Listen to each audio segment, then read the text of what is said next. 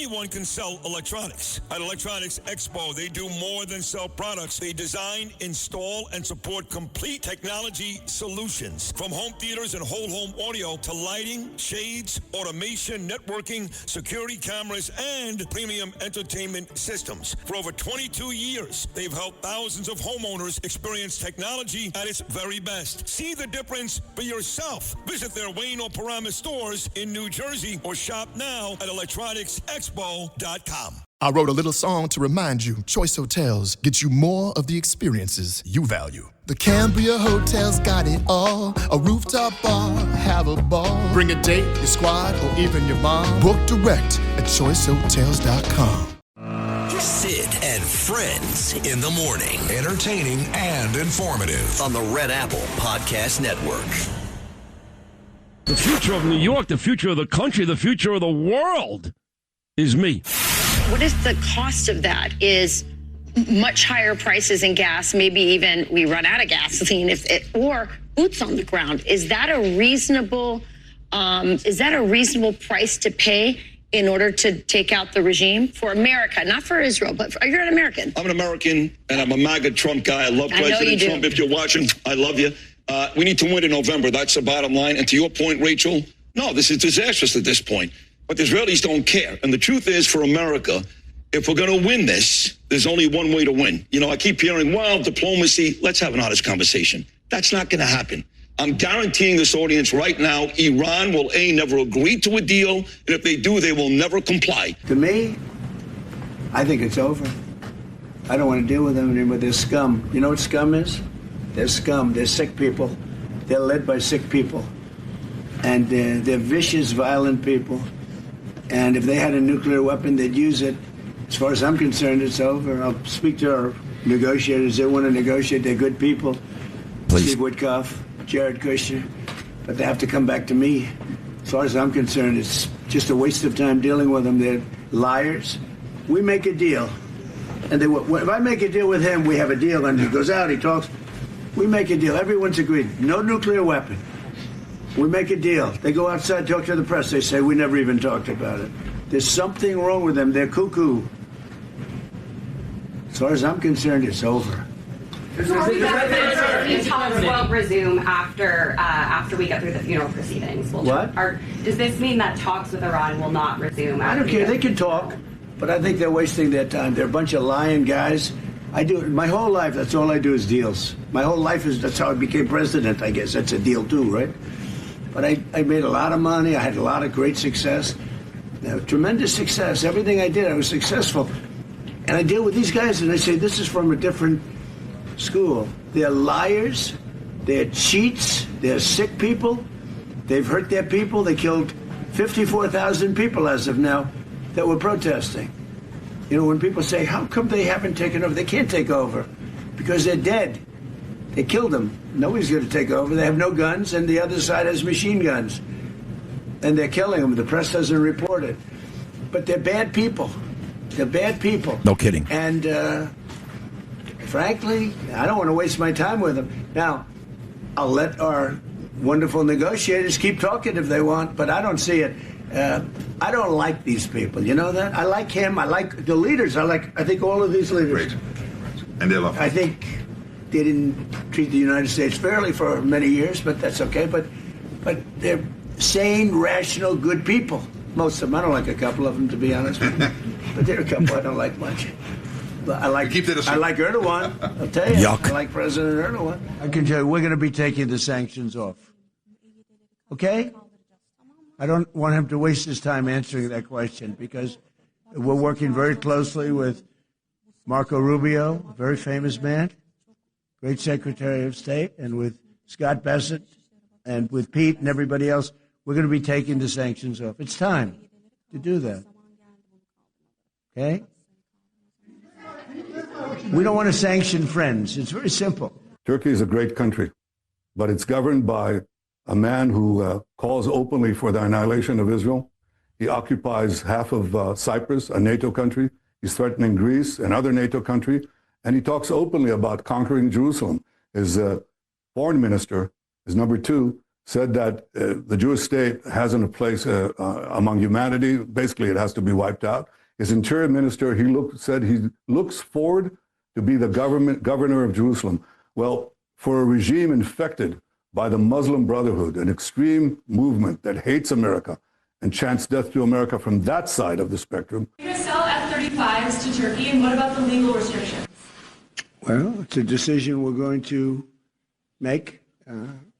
We have a very good relationship. I would think that many people, I can tell you, many people, including the people sitting right here, thinks, why wouldn't we do that? We have a better relationship with Turkey, and Turkey's been in many ways much more loyal than other countries that we think would be loyal.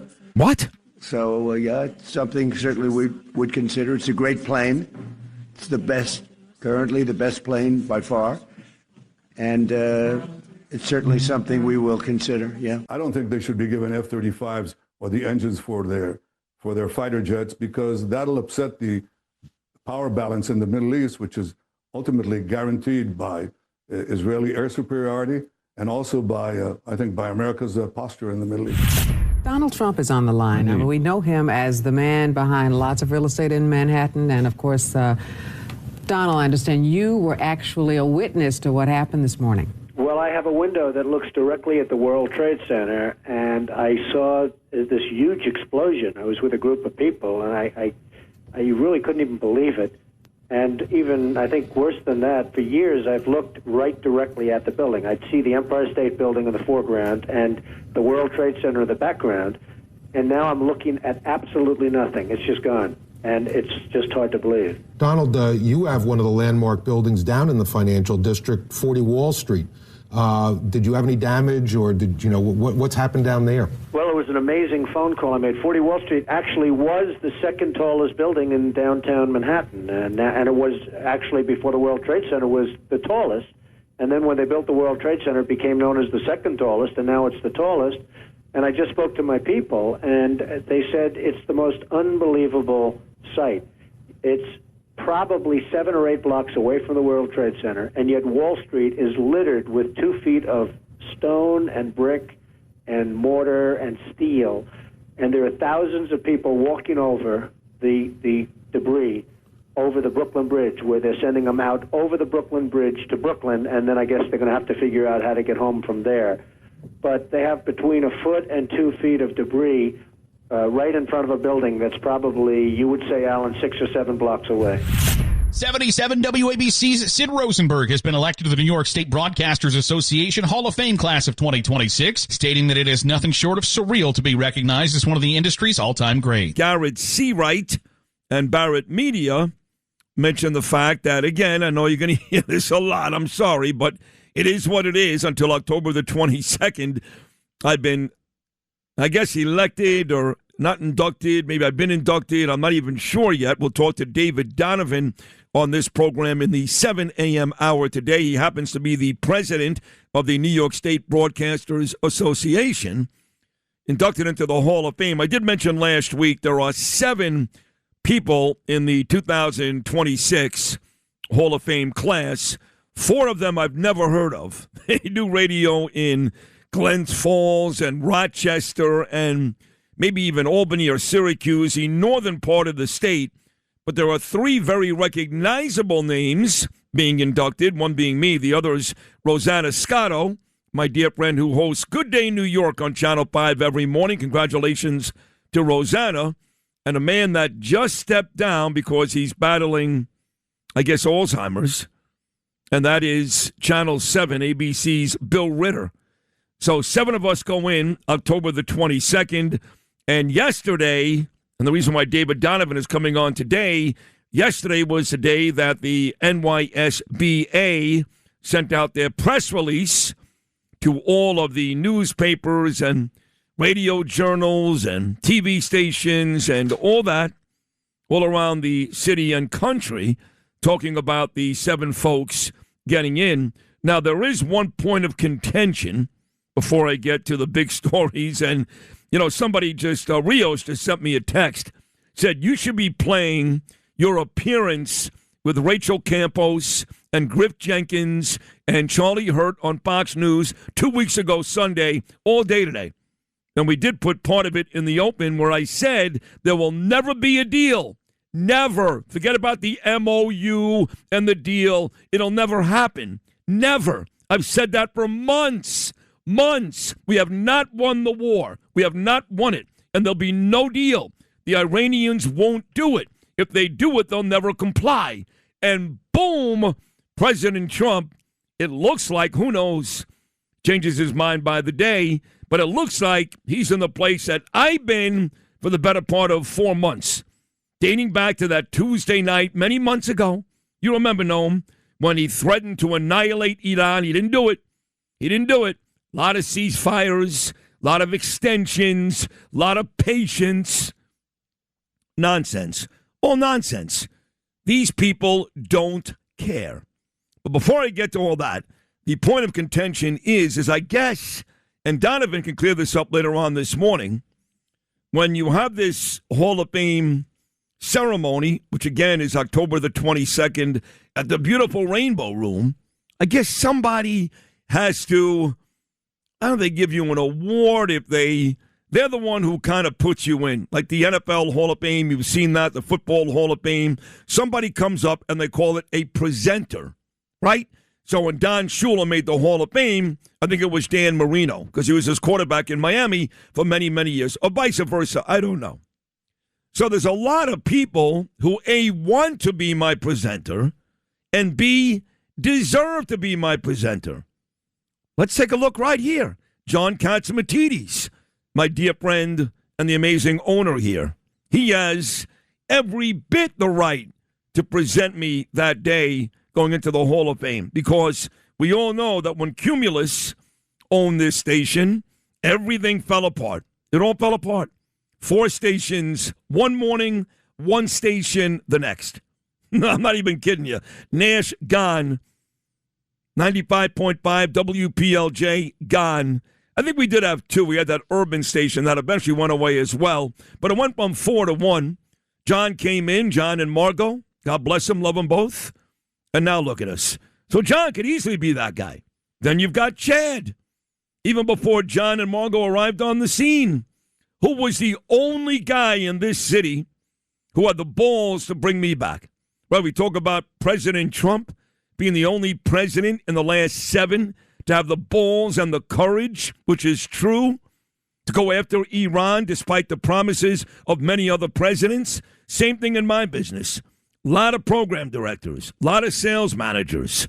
Yeah, it's time to bring Sid back from Florida. Did they do it? No. The guy that did it, Chad Lopez. And Chad has been the guy that all of his visions when it comes to digital, when it comes to the social media platforms, he's been the guy. So like John Catsimatidis, Chad Lopez could easily be the guy.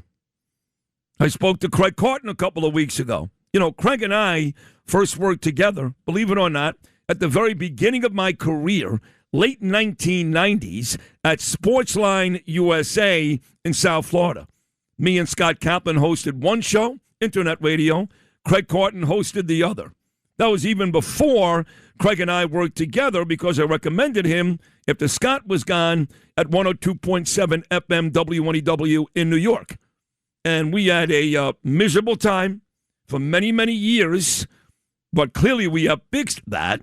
I can make the argument that Craig Carton is one of my best friends in this business. I love the guy. He's doing great work at WFAN, still does a big-time podcast for Fox Sports 1. He could be that guy. I mean, the list goes on and on. Could be Scott Kaplan, my very first ever radio partner. Could be Chris Olivero, who happens to run all 8 Odyssey stations in New York. Could be Mark Chernoff, gave me my first opportunity at WFAN. The list goes on and on. Could be my son, Gabriel, who's actually considering doing radio because of his dad. But there's one guy who truly believes in his heart of hearts he should be that guy, and I can't argue that either. And I feel like he's getting angry when I mention anybody else possibly doing the presenting. Who's that? You. Me? Yes. You. Oh, well. You are going to be furious if you're sitting there at the table and somebody else is standing next to me on stage about to present me to the Hall of Fame? Oh, well, there could be a couple of obvious reasons for that. Give me one. Oh, the mere fact that you, as of a week and a half ago, without any prompting from me, remind you, you said, and I want you to give me the award. Wait a second. No. Now, was that? Did I get that right? Now, where was that? I don't. I swear to God, I don't remember that. It was about 10 feet from where I'm sitting. It was in the office? Yeah, it was in the hall. It wasn't in the car with Gene on the way to work? No, it wasn't where there was I don't even remember this. Apparently, Noam, did you hear this? I did not, no. Is there any tape of this anywhere?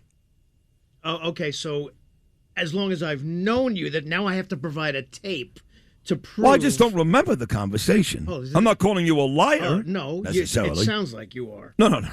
I just said like necessarily. After all these years, now I have to provide evidence of conversations that we had. Well, I just don't know why I would say that when I've got 19 different people that have been asking to... Yeah, you told me the ferry was 12:20. Show me tape that you showed me. You told me that. Well, you were wrong. It was 12:51. So. Right, okay. Well, I'm wrong. Maybe there was just one of your little noise things that come out of you every I don't time know. That you say, it could be me. I want you to present to me. No. I don't remember saying that. I don't know. Okay, well, that's one. Well, let me ask you, if you want to make a case for yourself ahead of all these other great people I just mentioned, what would it be? Why should you be that guy? Okay, I could make a case for me. And, of course, you made a good case for all of those candidates. And there's quite a long list. Yeah. I agree. I left out about 10 or 15 people. Of course, there's a long list. Sure. Right, that have been an influence or have helped and who have been good for you all these years. My case is I actually knew when I started working with you, and I mentioned it probably back then, and I continue to mention it to this day. Am I surprised this stuff is happening for you? No. Am I surprised? Because what have I told you on a constant basis? What have I told you? I knew you were going to be, as long as you stayed in the business, I said I always knew you had super talent. You were excellent doing what you're doing, entertaining, sports, news, stuff what was going on. You're smart. You're hilarious. I knew it. Chernoff threw you into those situations many times. I was there at FAN. None of those other guys could do what you did. I saw it. You were thrown in. We got problems. I need you to go in for an hour. You're talking about Imus. Yeah. And he had a bunch of people around him, Bernard and Rob Bartlett and all these very talented and very funny people. But you're making the point that time and time again, with the choice of all those people, he kept coming back to me. And Mark I'm talking about, too. Oh, Chernoff. Yes, okay. because there would be some programming issue where somebody was not there, or we had to fill until a press conference started. Anything like that. You were able to do it on a dime. Even Charles McCord used me a couple of times to do that. Yes, of course. I know. Keep going, Louis. You're making a great case here. Not the fact that I've known you through all those years. And you have said this, on a serious note, you have said this, and it humbles me. It really does, because I believe you're the best ever at your position. Okay, you know I mean that. You know I mean that. I know that's and I've nice said it a of million you. times. I know, and I but always you have appreciate said it. all this many times. I have. Many. I have. Yeah. And I believe it. Even if I'm last on this ridiculous list, I still believe it, that you deserve all that's coming to you and all of this in the Hall of Fame, and I'm not surprised at all. So, all those people, yes, they deserve to, fine. And Craig Carton, definitely, is at the beginning of a lot of your New York radio career. I know it, and he's well-deserving, and well-deserving of being in himself, of course. However, I don't know if any of these people on this list at 7:45 on a Friday night in the like 20 years ago, while they'd be sleeping, would hear in their answering machine, "Wake up, dealer! I am coming down from Connecticut. We're going out tonight. Are you there? You said we were going out. Now I got five other guys. Call him.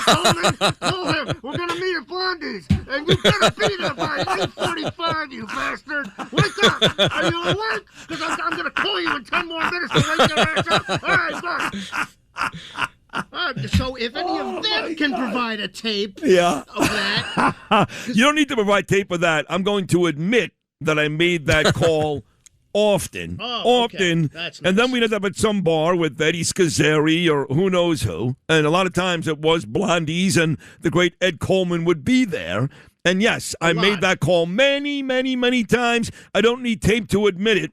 So, or if they were pulled out of the cab when we were leaving on the other side. Luke, come here a second. Come here. Can you step out? And I would step out of the other side of the cab, and the bartender we knew was holding the tab. $400 tab. Yeah, I just.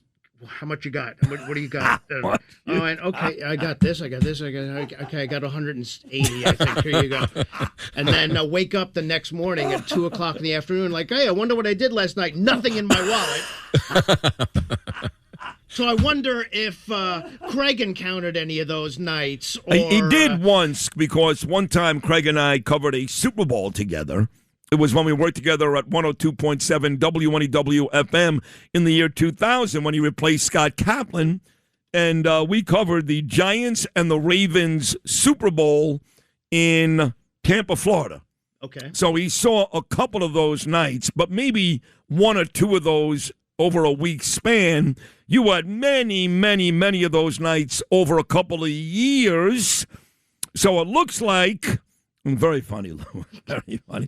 It looks like Lou has made a very good case here, Noam, for him to be the guy. No? Yeah, this may become really uncomfortable for you, because what if you decide that Lou is not the person you're going to use? It's going to be a disaster. You're going to have to, he will say it's, I love you, yeah. I love you, not a big deal. He will resent me until the day I die, he dies, both of us die. There's no question about it. I just feel like even the day after...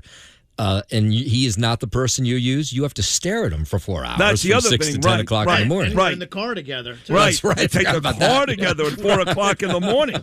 I mean, I see John Catsimatidis a couple of times a week. He's in the studio every Monday. I see Chad a couple of times a week. This little mother effer's in the car with me at 4 o'clock in the morning. Right, and I deal with that on a daily basis, too. We haven't even touched on a lot of the other areas of where I've been in your life. I'm just phone stuck in my face, noises in my ear, my earphones pulled out, my arm hit. Two or three times on the ride in, yelling, coming up behind me, sticking your finger in my ear. I'm running the board, trying to make the show sound good. I got to show you this. Did you see this?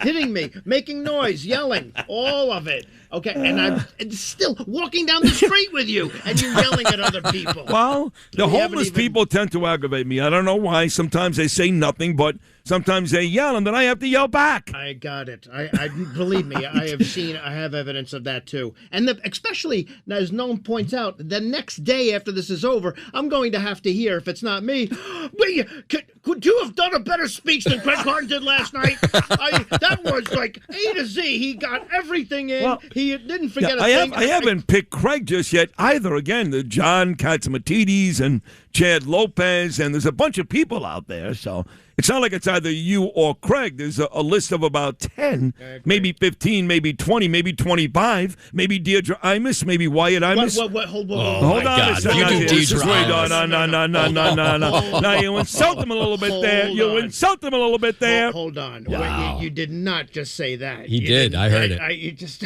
Well, who? You could actually provide tape with that one.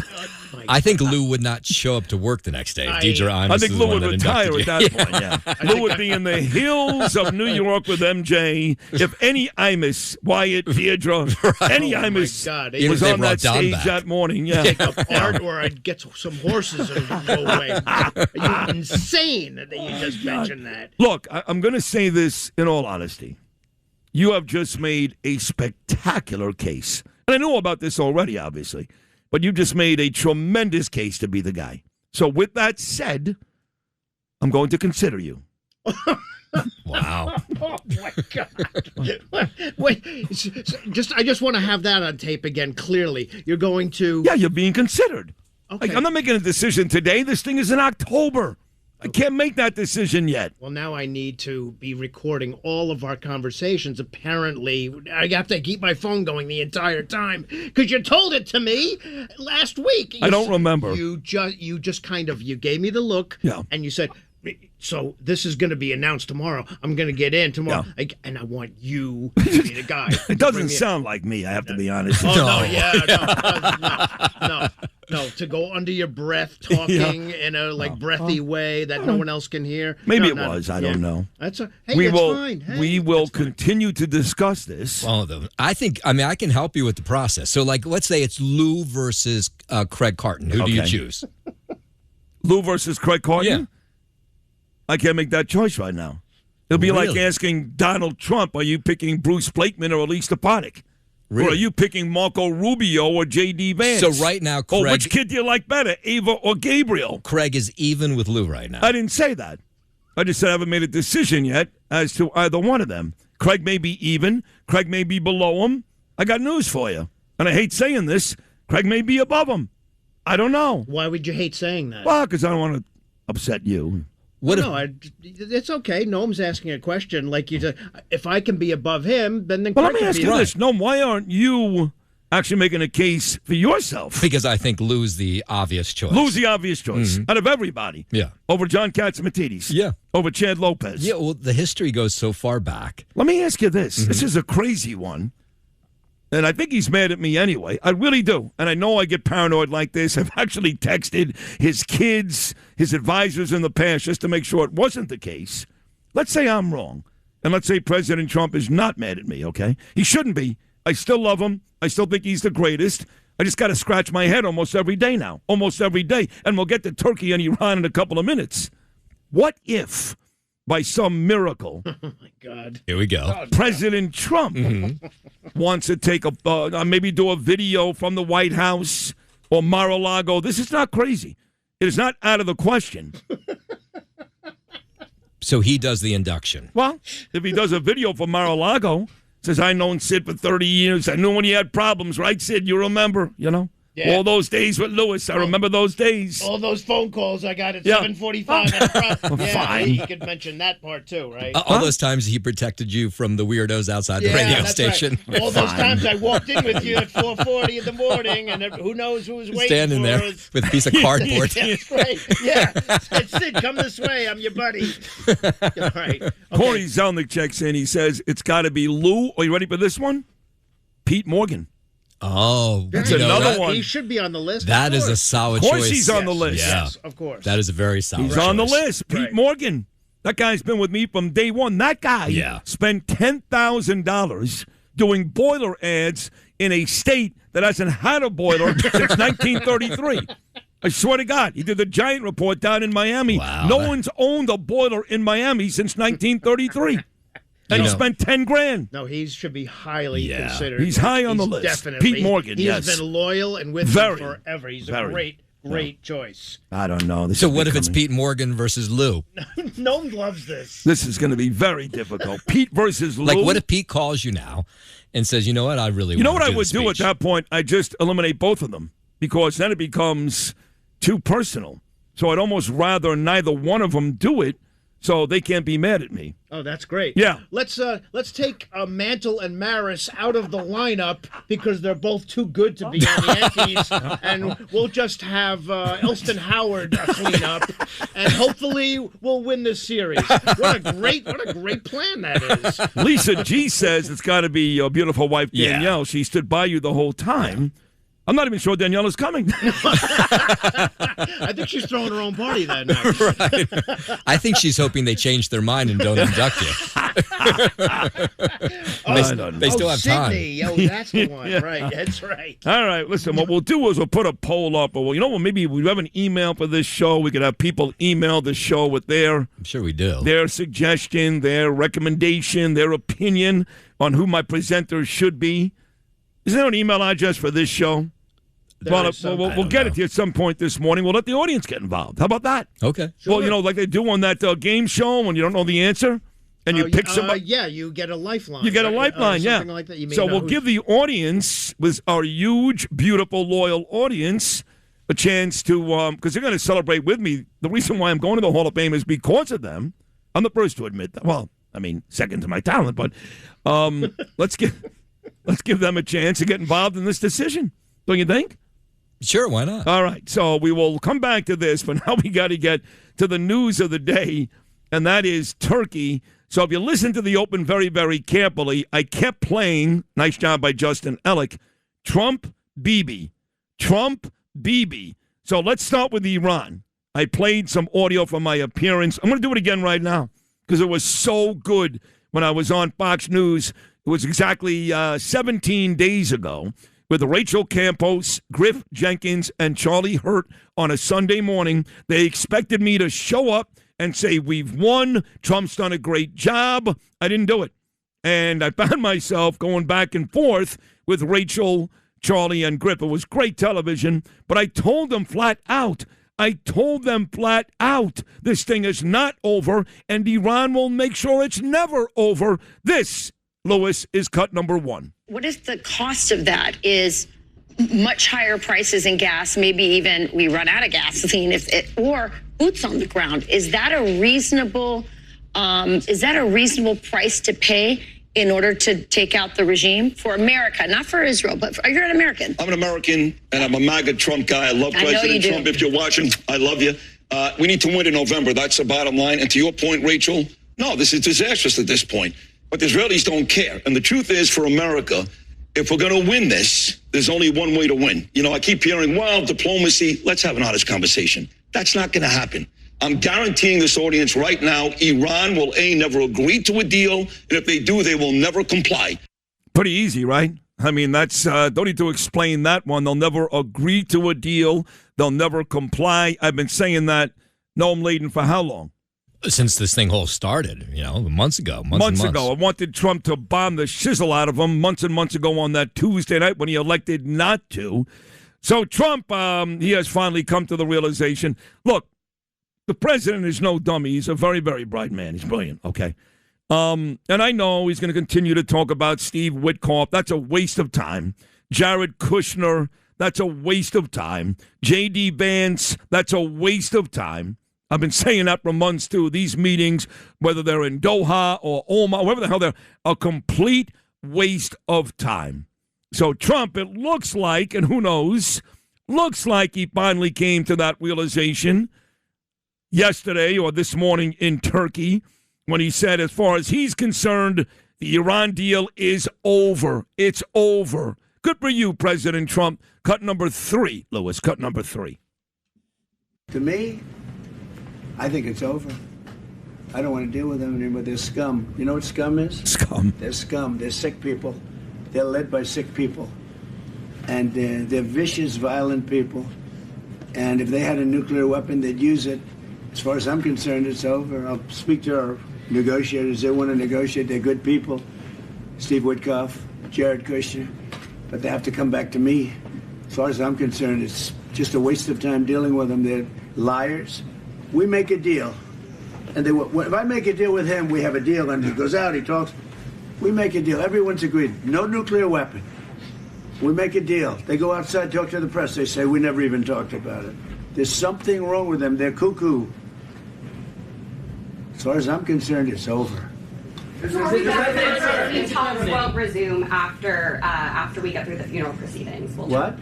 Does this mean that talks with Iran will not resume? I don't care. They can talk, but I think they're wasting their time. They're a bunch of lying guys. I do my whole life. That's all I do is deals. My whole life that's how I became president. I guess that's a deal too, right? But I made a lot of money. I had a lot of great success, tremendous success. Everything I did, I was successful. And I deal with these guys, and I say, this is from a different school. They're liars. They're cheats. They're sick people. They've hurt their people. They killed 54,000 people as of now that were protesting. You know, when people say, how come they haven't taken over? They can't take over because they're dead. They killed them. Nobody's going to take over. They have no guns, and the other side has machine guns. And they're killing them. The press doesn't report it. But they're bad people. This. How many times also over the past couple of months have I said that, No? People come on and said, well, the good news is now we've left it up to the Iranian people. I said, wait a second. They've killed like 40,000 of them. They don't have guns. Are we going to arm those people? Lewis, how many times have I said that over the last couple of months? Oh, my God. Are you kidding? I mean, I'm not the smartest guy in the room. I'm sorry, but I get everything right. I get everything right. I'm not talking about oil prices which, by the way, are back up $78 a barrel. Gas, once again, $3.80 on average. I'm not talking about that stuff. Or the Dow Jones, which really matters to a couple of very rich people in New York City. That's about it. Everything I say has been right. Everything I say has been right. Is that not true, no? Yeah, I mean, look, I think there's lots of questions that need to be answered and some that we should ask now. Like, should you really have a real estate mogul being the person who's negotiating a peace deal? Well, I've also said that since day one, at the risk of upsetting President Trump and his good buddy Bo Dietl. Steve Witkoff is in way over his head. And I like his kid, Alex. He's a great kid. He's on the Holocaust Council with me, and I like Alex. And I don't know Steve, so I have nothing bad to say about him personally, but he has no right being in those meetings. No right. Kushner, look, nepotism, son-in-law, but the guy did help bring about the Abraham Accords. So Jared has had success with some of these types of negotiations. But Steve Witkoff has no right being in these meetings. None. I'm not the only person to say that. I'll give Peter King credit, too. He says it almost every time he's on. So come on already with this nonsense. And now you get Turkey? Erdogan, listen to me carefully, okay? I'm right again. He's not a good guy. Just like Mamdani's not a good guy, despite President Trump time and time again telling you what a good guy he is. And I know he's playing 5D chess, and he's got a greater plan. He's got it all figured out, and I hope he does.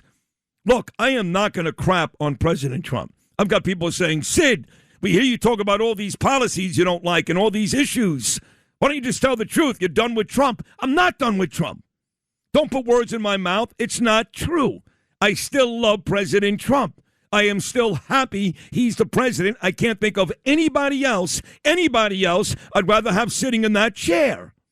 But yes, the last 6 weeks or so, I am very confused. Very confused. I don't care if I'm invited back to the White House or not. I really don't. If he calls me back on stage, if he sees me in the audience and smiles, I've done all that already. Been there, done it. I don't need to suck President Trump's ass. I'm done with it. I'm done with it. He's been around for 10, 11 years, back and forth, back and forth. I don't stay true to Trump because, oh, my God, I'll be upset if he doesn't like me anymore. I don't care anymore. I don't. I just love him. And I still think he's a terrific president, but I'm just confused. Turkey is not a friend of ours. Erdogan is not a good man. In fact, he's a bad man. How do you sit there and tell this American audience 2 seconds in, no more sanctions? What do you mean, no more sanctions? This guy lives in a country where, much like Iran and Yemen and other countries, they chant death to America, death to Israel. They're not our friends. Here was Trump yesterday. It took him literally 2 seconds. 2 seconds to say, I'm lifting all the sanctions on Turkey. Cut number 4. I can tell you, we're going to be taking the sanctions off. Okay? I don't want him to waste his time answering that question because we're working very closely with Marco Rubio, a very famous man, great Secretary of State, and with Scott Bessent, and with Pete and everybody else. We're going to be taking the sanctions off. It's time to do that. Okay? We don't want to sanction friends. Yeah, but he's not our friend, President Trump. So like I did in the open, I'm going to do it again. President Trump says one thing, and I am America first. I'm sick of that one, too. How many social media messages I get every day. Die, you Jew bastard. F you, you Jew bastard. Go back to Israel. You're Israel first, not America first. Wrong, retards. Wrong. America first doesn't mean America only. And the only way the world will be healthy is if America and Israel continue this amazing alliance, which has been the case for the better part of 8 decades. That's the only way. Doesn't mean I like Israel more than America. Last I checked, I've been to Israel 5 times in 3 years. I live in Queens. But the guy making more sense these days than President Trump happens to be Bibi Netanyahu. So while Trump is calling Erdogan a friend and Turkey a friend, here's what Bibi had to say with Brian Kilmeade yesterday on Fox News about the same exact guy. Lewis, cut number 6. Turkey is a great country, but it's governed by a man who calls openly for the annihilation of Israel. He occupies half of Cyprus, a NATO country. He's threatening Greece, another NATO country. And he talks openly about conquering Jerusalem. His foreign minister, his number two, said that the Jewish state hasn't a place among humanity. Basically, it has to be wiped out. His interior minister, said he looks forward to be the governor of Jerusalem. Well, for a regime infected by the Muslim Brotherhood, an extreme movement that hates America and chants death to America from that side of the spectrum. I mean, it gets even worse. You're lifting sanctions. You're complimenting Erdogan like you do Mamdani, Mr. President. Now you're going to sell them F-35s? Does he not know that? Well, of course he knows, because he banned Turkey years ago. President Trump, not Obama, not Biden. Trump banned them because they did arms deals with Russia. And now you're going to sell them F-35s? When you know that they wake up every day trying to figure out a way to destroy America's number one ally? How does this make sense? Here's Trump yesterday on the possibility of sending F-35s to Turkey, Lewis, cut number 5. You're going to sell F-35s to Turkey, and what about the legal restrictions? Well, it's a decision we're going to make. We have a very good relationship. I would think that many people, I can tell you, many people, including the people sitting right here, thinks, why wouldn't we do that? We have a better relationship with Turkey, and Turkey's been in many ways much more loyal than other countries that we think would be loyal. So, yeah, it's something certainly we would consider. It's a great plane. It's the best, currently the best plane by far. And it's certainly something we will consider, yeah. So Kilmeade brought up the possibility of America selling Turkey F-35s to Bibi Netanyahu as well.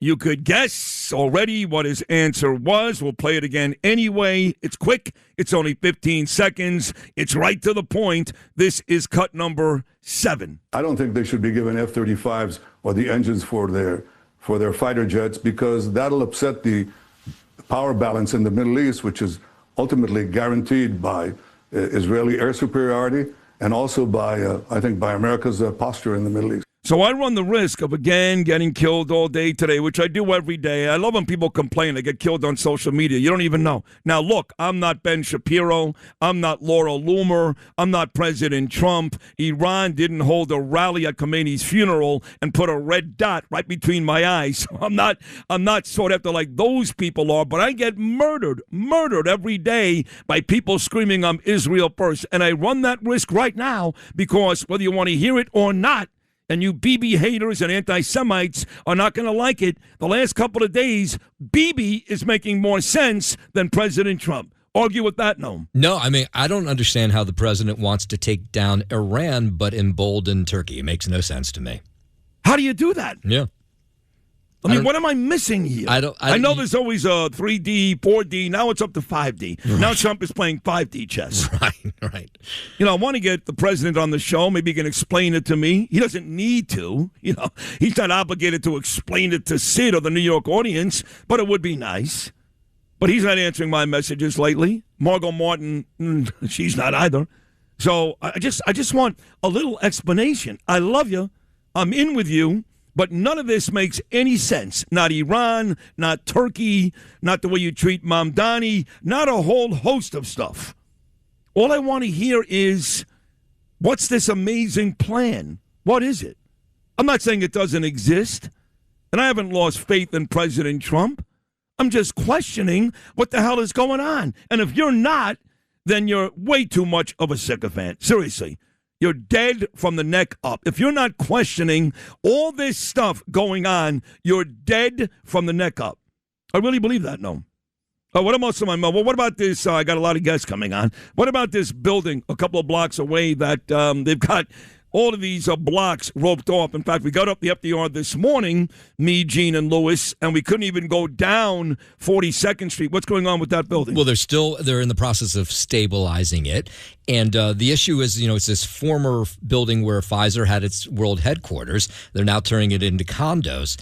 And there was one section of the building that they were building onto, like essentially like a half a story of floors.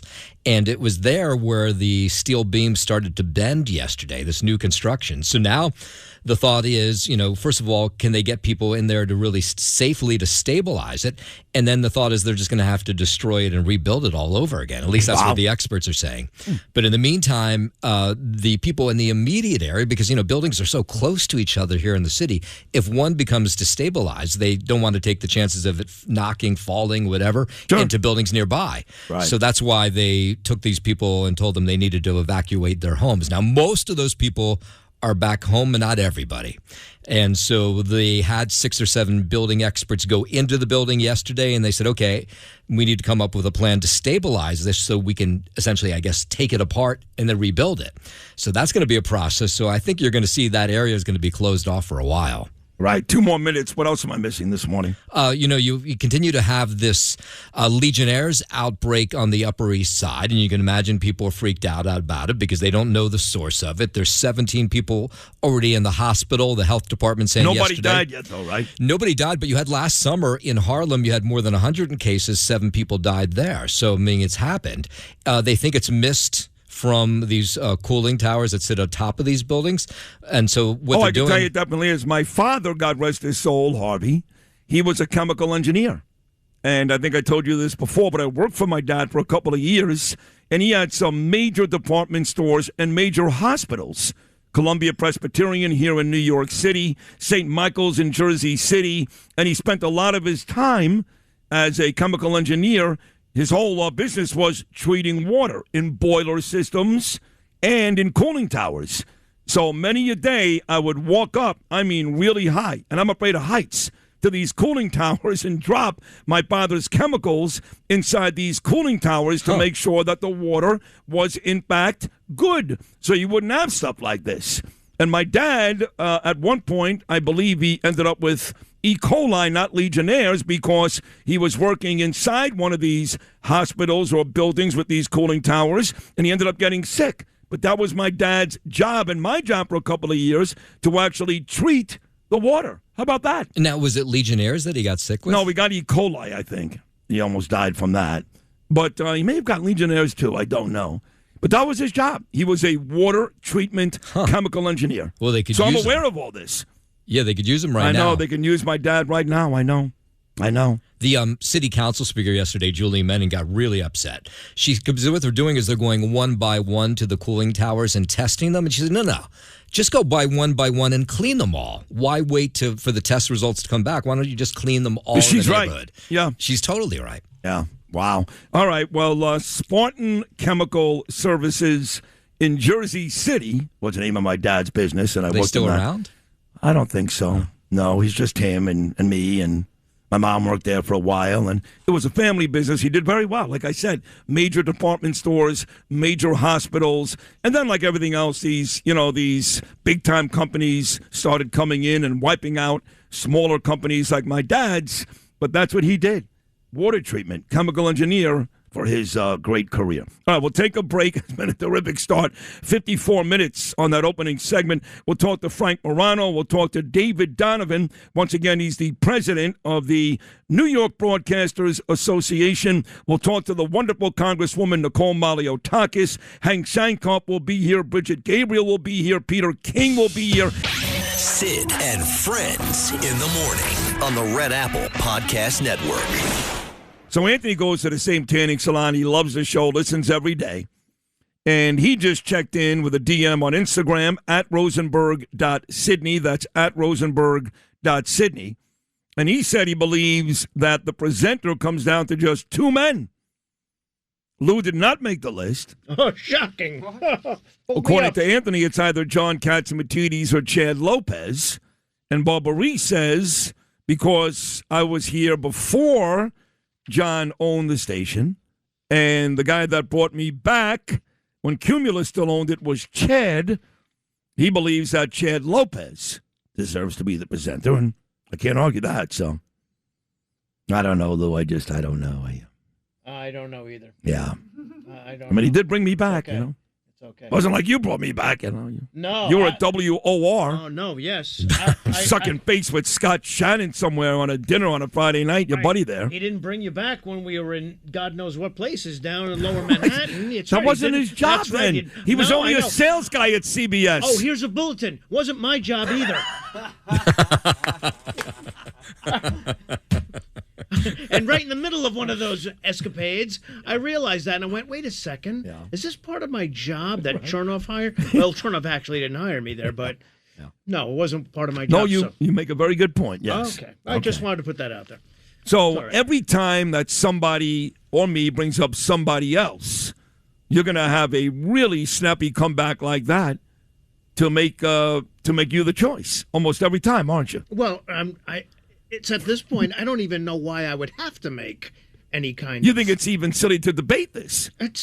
First of all, it's silly to debate it from what I said in the beginning. Right. You actually, without any prompting from me, it came out of your head first. I don't remember that. This is the part you're not going to acknowledge. Mm-hmm. That you don't think, you murmured to me. I didn't say it. I don't remember, honestly. I don't. Yeah, okay. I know, but I'm not saying I didn't say it.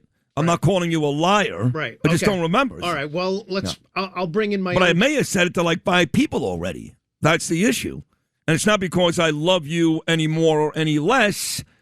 When I get excited, I tend to tell people that they're going to be the person. I may have. I don't know. I have no idea. Okay. Well, like I'm about to get text from people who said, "Well, you told me I can do it, Sid." Wait, you said this to other people? You've told other people already, too, that they could be? I don't know if I have yes, or you haven't. have. No, he has.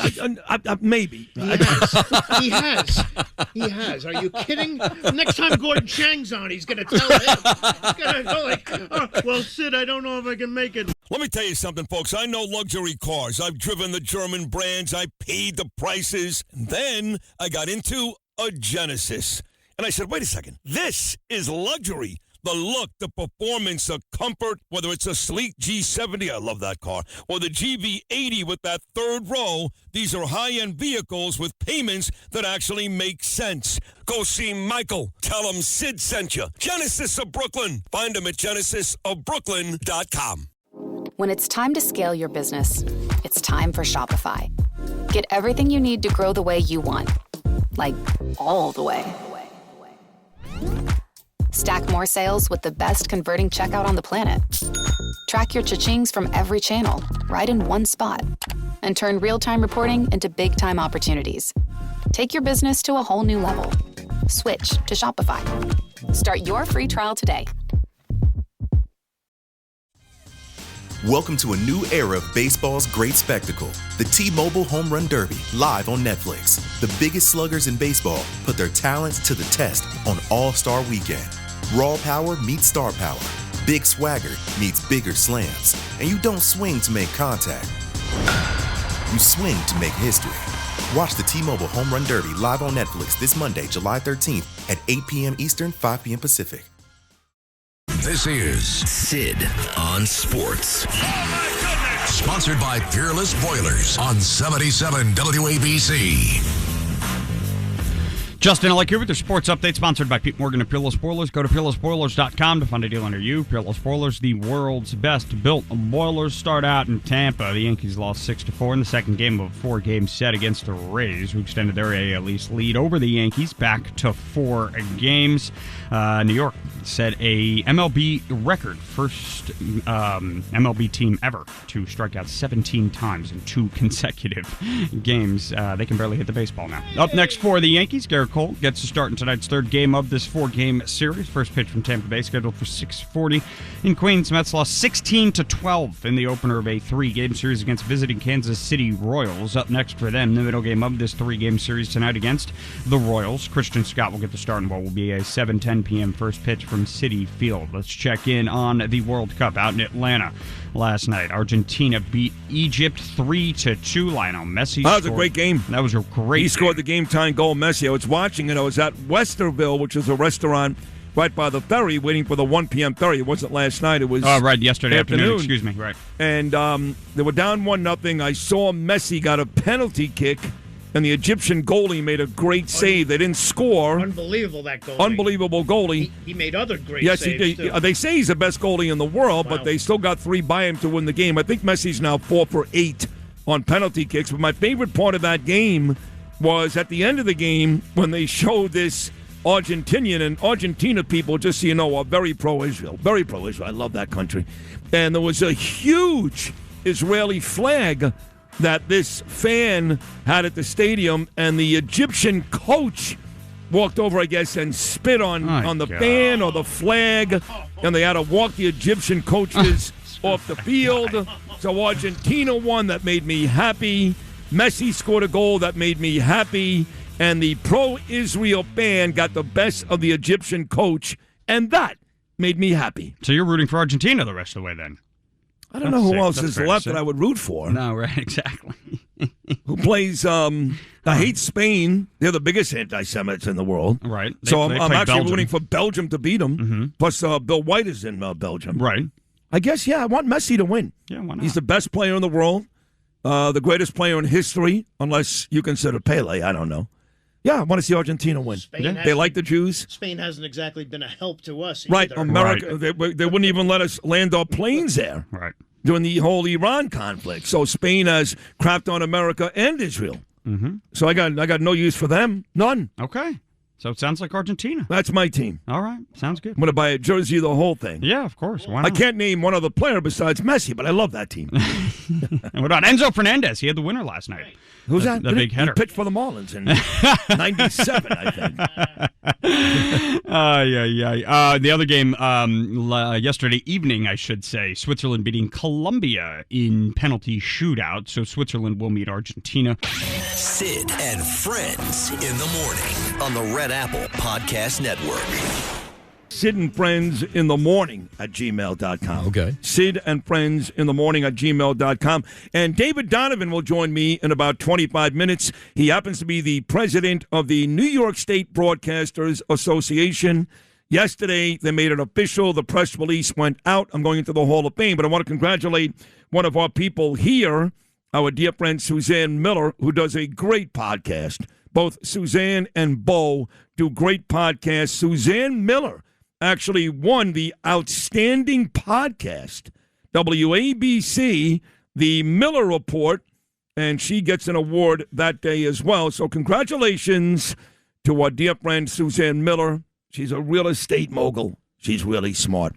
Talking about congratulations, my next guest became a father for the second time just a couple of days ago. Carmine's got a sister when him and his lovely wife, Rachel, welcomed Colette Celia Morano into the world. Former WABC mega overnight superstar, now one of our 5 Republican city council members, and in my estimation, the best. And now again, a father for the second time, Mazel Tov, my friend Frank Morano. Frank, good morning, buddy. Congratulations. Thank you so much, Sid, and I appreciate the fact that you were the very first person that I'm not related to reach out and congratulate Rachel and me, and we're just delighted. The only thing Colette has going against her right now is a lot of people say that she looks a lot like me, which when you picture pretty girls, I'm not exactly the first image that comes to mind. So hopefully she'll grow out of that. But other than that, she's been delightful. No, she's a beautiful little baby. How's Rachel feeling? She's a little sore and very exhausted. Colette must have heard about my prior role doing overnights at WABC, and she's trying to emulate that schedule. So she sleeps during the day. Yeah. And she's up all night. But, she's only been alive for 2 days, so we got to cut her some slack. And Carmine, he's excited. Sometimes he's young. You're lucky because when they're a little older and they're used to getting all the attention, if they're 5, 6, or 7. I had this with Ava and Gabriel. They're used to getting all the attention. Sometimes, at least early on, it goes away. They become the best of friends. But early on, there is some resentment. What is Carmine doing these days? Well, first of all, is that the root of the problem between the relationship with you and your Trump-hating sister? Is that where it all began? I'm not sure if it started there, but who knows? No, we were really good just a couple of years ago. Yeah, but no, in all seriousness, Carmine's great. He's very excited. He was feeding her yesterday. He kept trying to campaign to have her sleep in his room. He's excited to be a big brother, and he couldn't be better with her. He was helping feed her, helping change her even yesterday, and even though he's only 4.5, he's very excited and has a full understanding of what's going on, and he's excited for our family. So it's great. All right, Frank and Rachel Morano now have a Carmine and a Colette, so they're in good shape. They've got one of each. So I know that last week when the budget got passed, and we all know that Mamdani, part of the reason why he got the budget passed was the bailout help from Kathy Hochul. But one of the real discussions centered around the fact that about 600 cops were supposed to be added in this budget. I had you on. You were great, always great.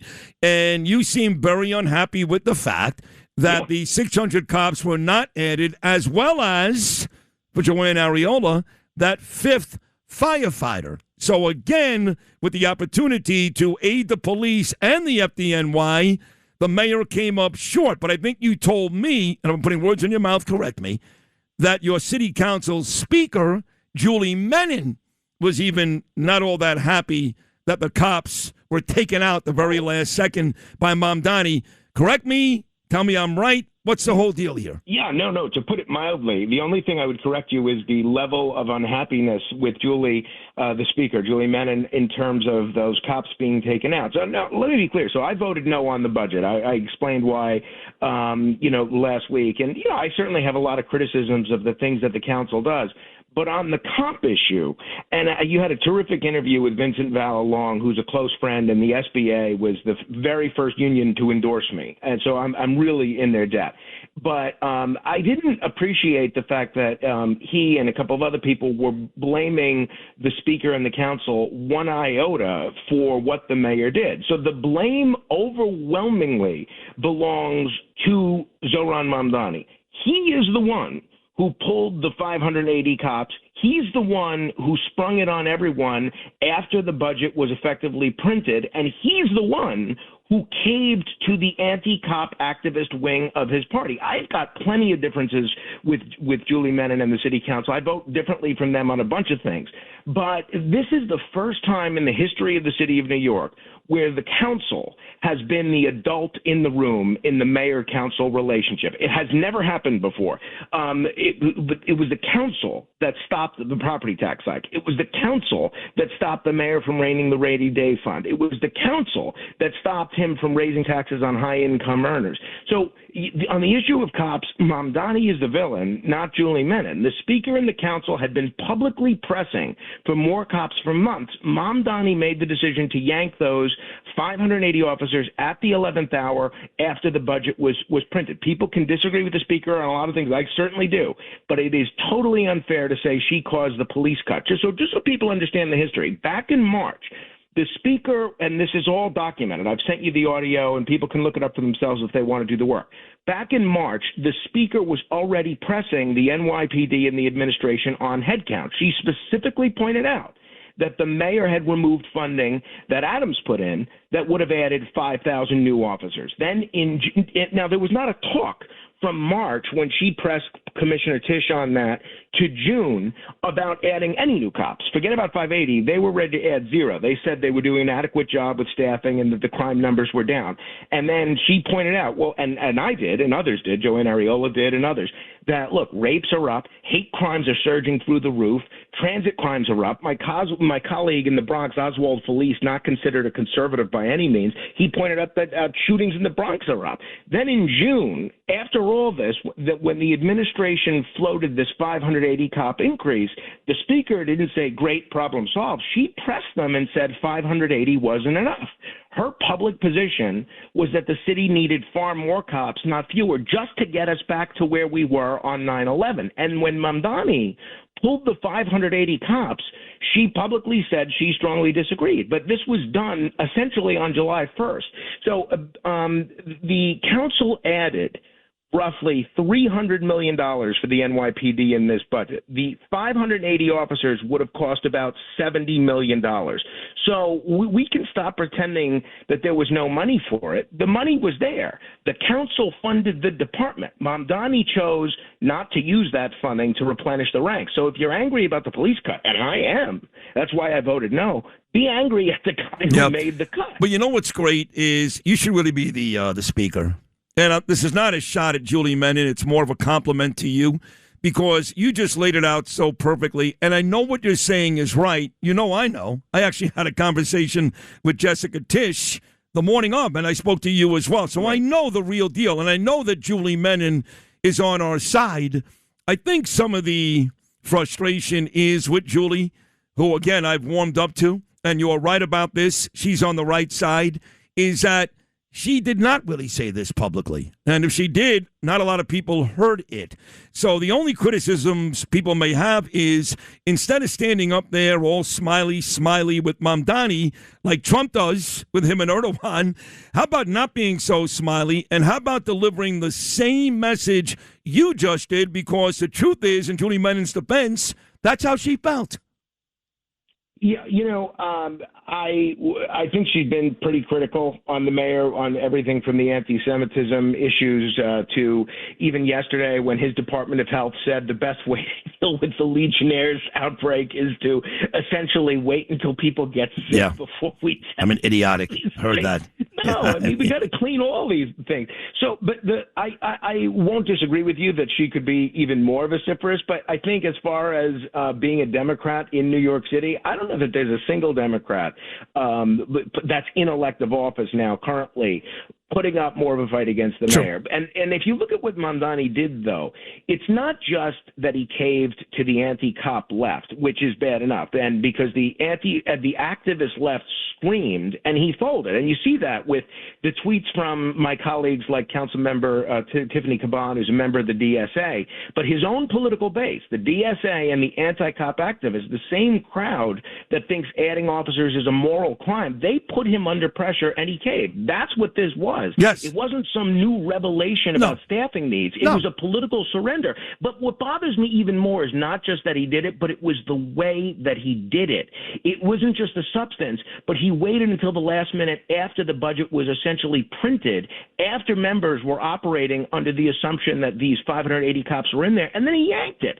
So that's the opposite of good faith. It's a bait and switch. So had we known about this, according to Gotham, they said that this was known, I think, at least the Thursday or Friday before we voted on the budget on Monday. Had we known about this Thursday or Friday, it might have been something that we could have negotiated for over the weekend, but we didn't. He didn't tell us about this until hours after all this other stuff. Now, again, there's a lot of other things in the budget that weren't great. You mentioned the fifth man. There's a couple other things, but I could have found my way to voting for this if it included those 580 cops. So the mayor is totally the villain. He's forgetting about whether this was right or wrong. In my view, it's clearly wrong. He was so dishonest about it, and he caved. He caved to this crowd of ultra left-wing activists.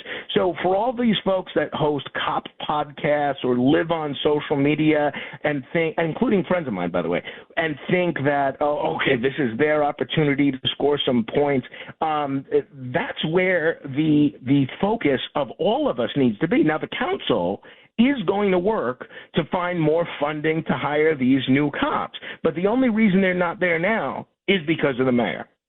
So what do you guys do? This is the great Frank Morano, father again. His daughter Colette, born just a couple of days ago. He's got Carmine and Colette. What do you do if the mayor is going to continue to push back, which he will, because he hates cops, and like you just said, the people around him hate cops, including Tiffany Caban, who actually ran on being physical with cops in the street. She ran on that. She had pamphlets about that. How do you guys get the money? How do you guys make this happen with zero cooperation from the mayor? Yeah, it's a good question. First, we keep forcing the issue in public, which is why I really appreciate the opportunity to come on.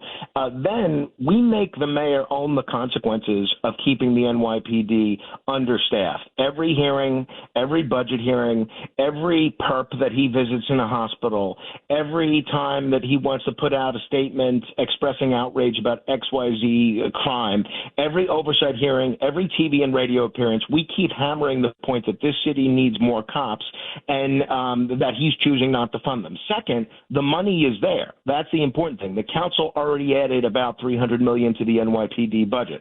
So it's not this impossible math problem. It's not that New York City can't afford new cops. It's that the mayor doesn't want to prioritize them. Third, if he keeps stonewalling, then the pressure has to become political. Moderate Democrats, including that lady that's very brave when she's bad-mouthing Mamdani, but too afraid to come on the radio with you, Melissa DeRosa, moderate Democrats and outer borough members, business groups, parent groups, police unions, everyday New Yorkers, everybody who actually wants safe streets has to keep making clear that this is unacceptable, because the only thing that's going to move Zohran Mamdani is if the political pain of not hiring cops becomes greater than the political pain of angering the anti-police left. So the answer is the money's there, the need is there. We see that by the fact that rapes and hate crimes are still going up.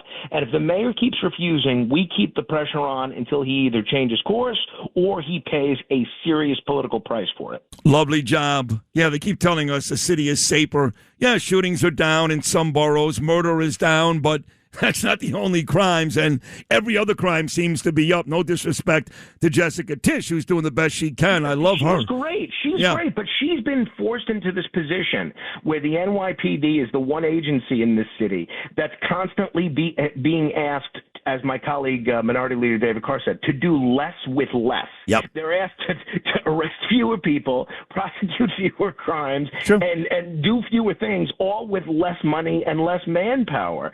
So we don't need to find the money. We need to find the mayor's backbone. The money's in the budget. What's missing is the political will on the other side of City Hall. All right, there you have it, folks. Today being July the 8th, in 3 days, we're going to be 2 months away from the most tragic day in our country's history. I wasn't around for Pearl Harbor, so for me, 9/11 was that day. We're just about 2 months away when so many of our brave cops and firemen and first responders, listen carefully, folks, they walked upstairs as the buildings were coming down. They walked up as the buildings were coming down. It is unbelievable to me that there are still people in this city, especially people in political office, that don't love these people, don't admire these people, and don't take care of these people. And as you heard Frank just say, it ain't the city council, it's not Julie Menin,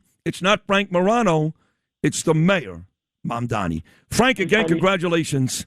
Thank you, my brother. I love you. I appreciate the opportunity to come on, and I'll just mention on the 9/11 front, 25 years ago, that's when I first met Julie. She was a small business owner in downtown Manhattan, had a restaurant down there, and I saw the work that she was doing for free to help support the first responders, and people were telling her, their business was done forever, and the same thing they was telling everybody. And now what's she doing? She's still fighting to get the records about was the air safe to breathe and did the city know? And tonight I'm actually hosting an event at the Conference House in Staten Island, 5 p.m. to 10 p.m. with fireworks and everything. And you reminded me we're going to do a special event. It's for the 250th anniversary of the country, because this is the anniversary of the day that the Declaration of Independence was read publicly for the first time. But we're also doing a special 9/11 remembrance with the Carl V. Beeney Foundation, which was named for a firefighter that was lost on 9/11. So that's tonight, 5 to 10 at the Conference House. I hope all your listeners come down. You are a great American and a great New Yorker, and I love you. Again, congratulations. I love you, my brother. Rachel. Congratulations again on the Hall of Fame. Thank you. Thank you.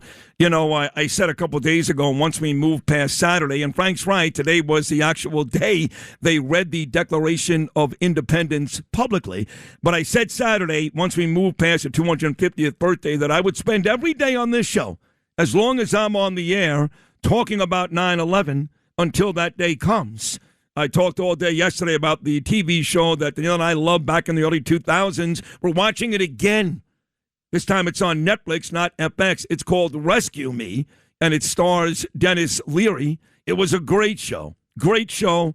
Ran for about 6 seasons, I believe.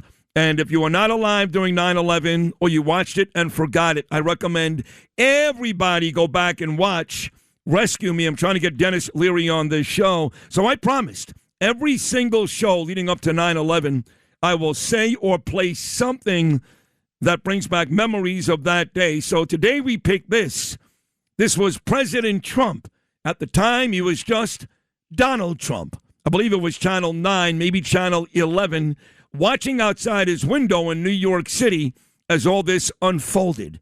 Donald J. Trump, not President Trump, back on 9/11, 2001. Donald Trump is on the line. I mean, we know him as the man behind lots of real estate in Manhattan. And, of course, Donald, I understand you were actually a witness to what happened this morning. Well, I have a window that looks directly at the World Trade Center, and I saw this huge explosion. I was with a group of people, and I really couldn't even believe it.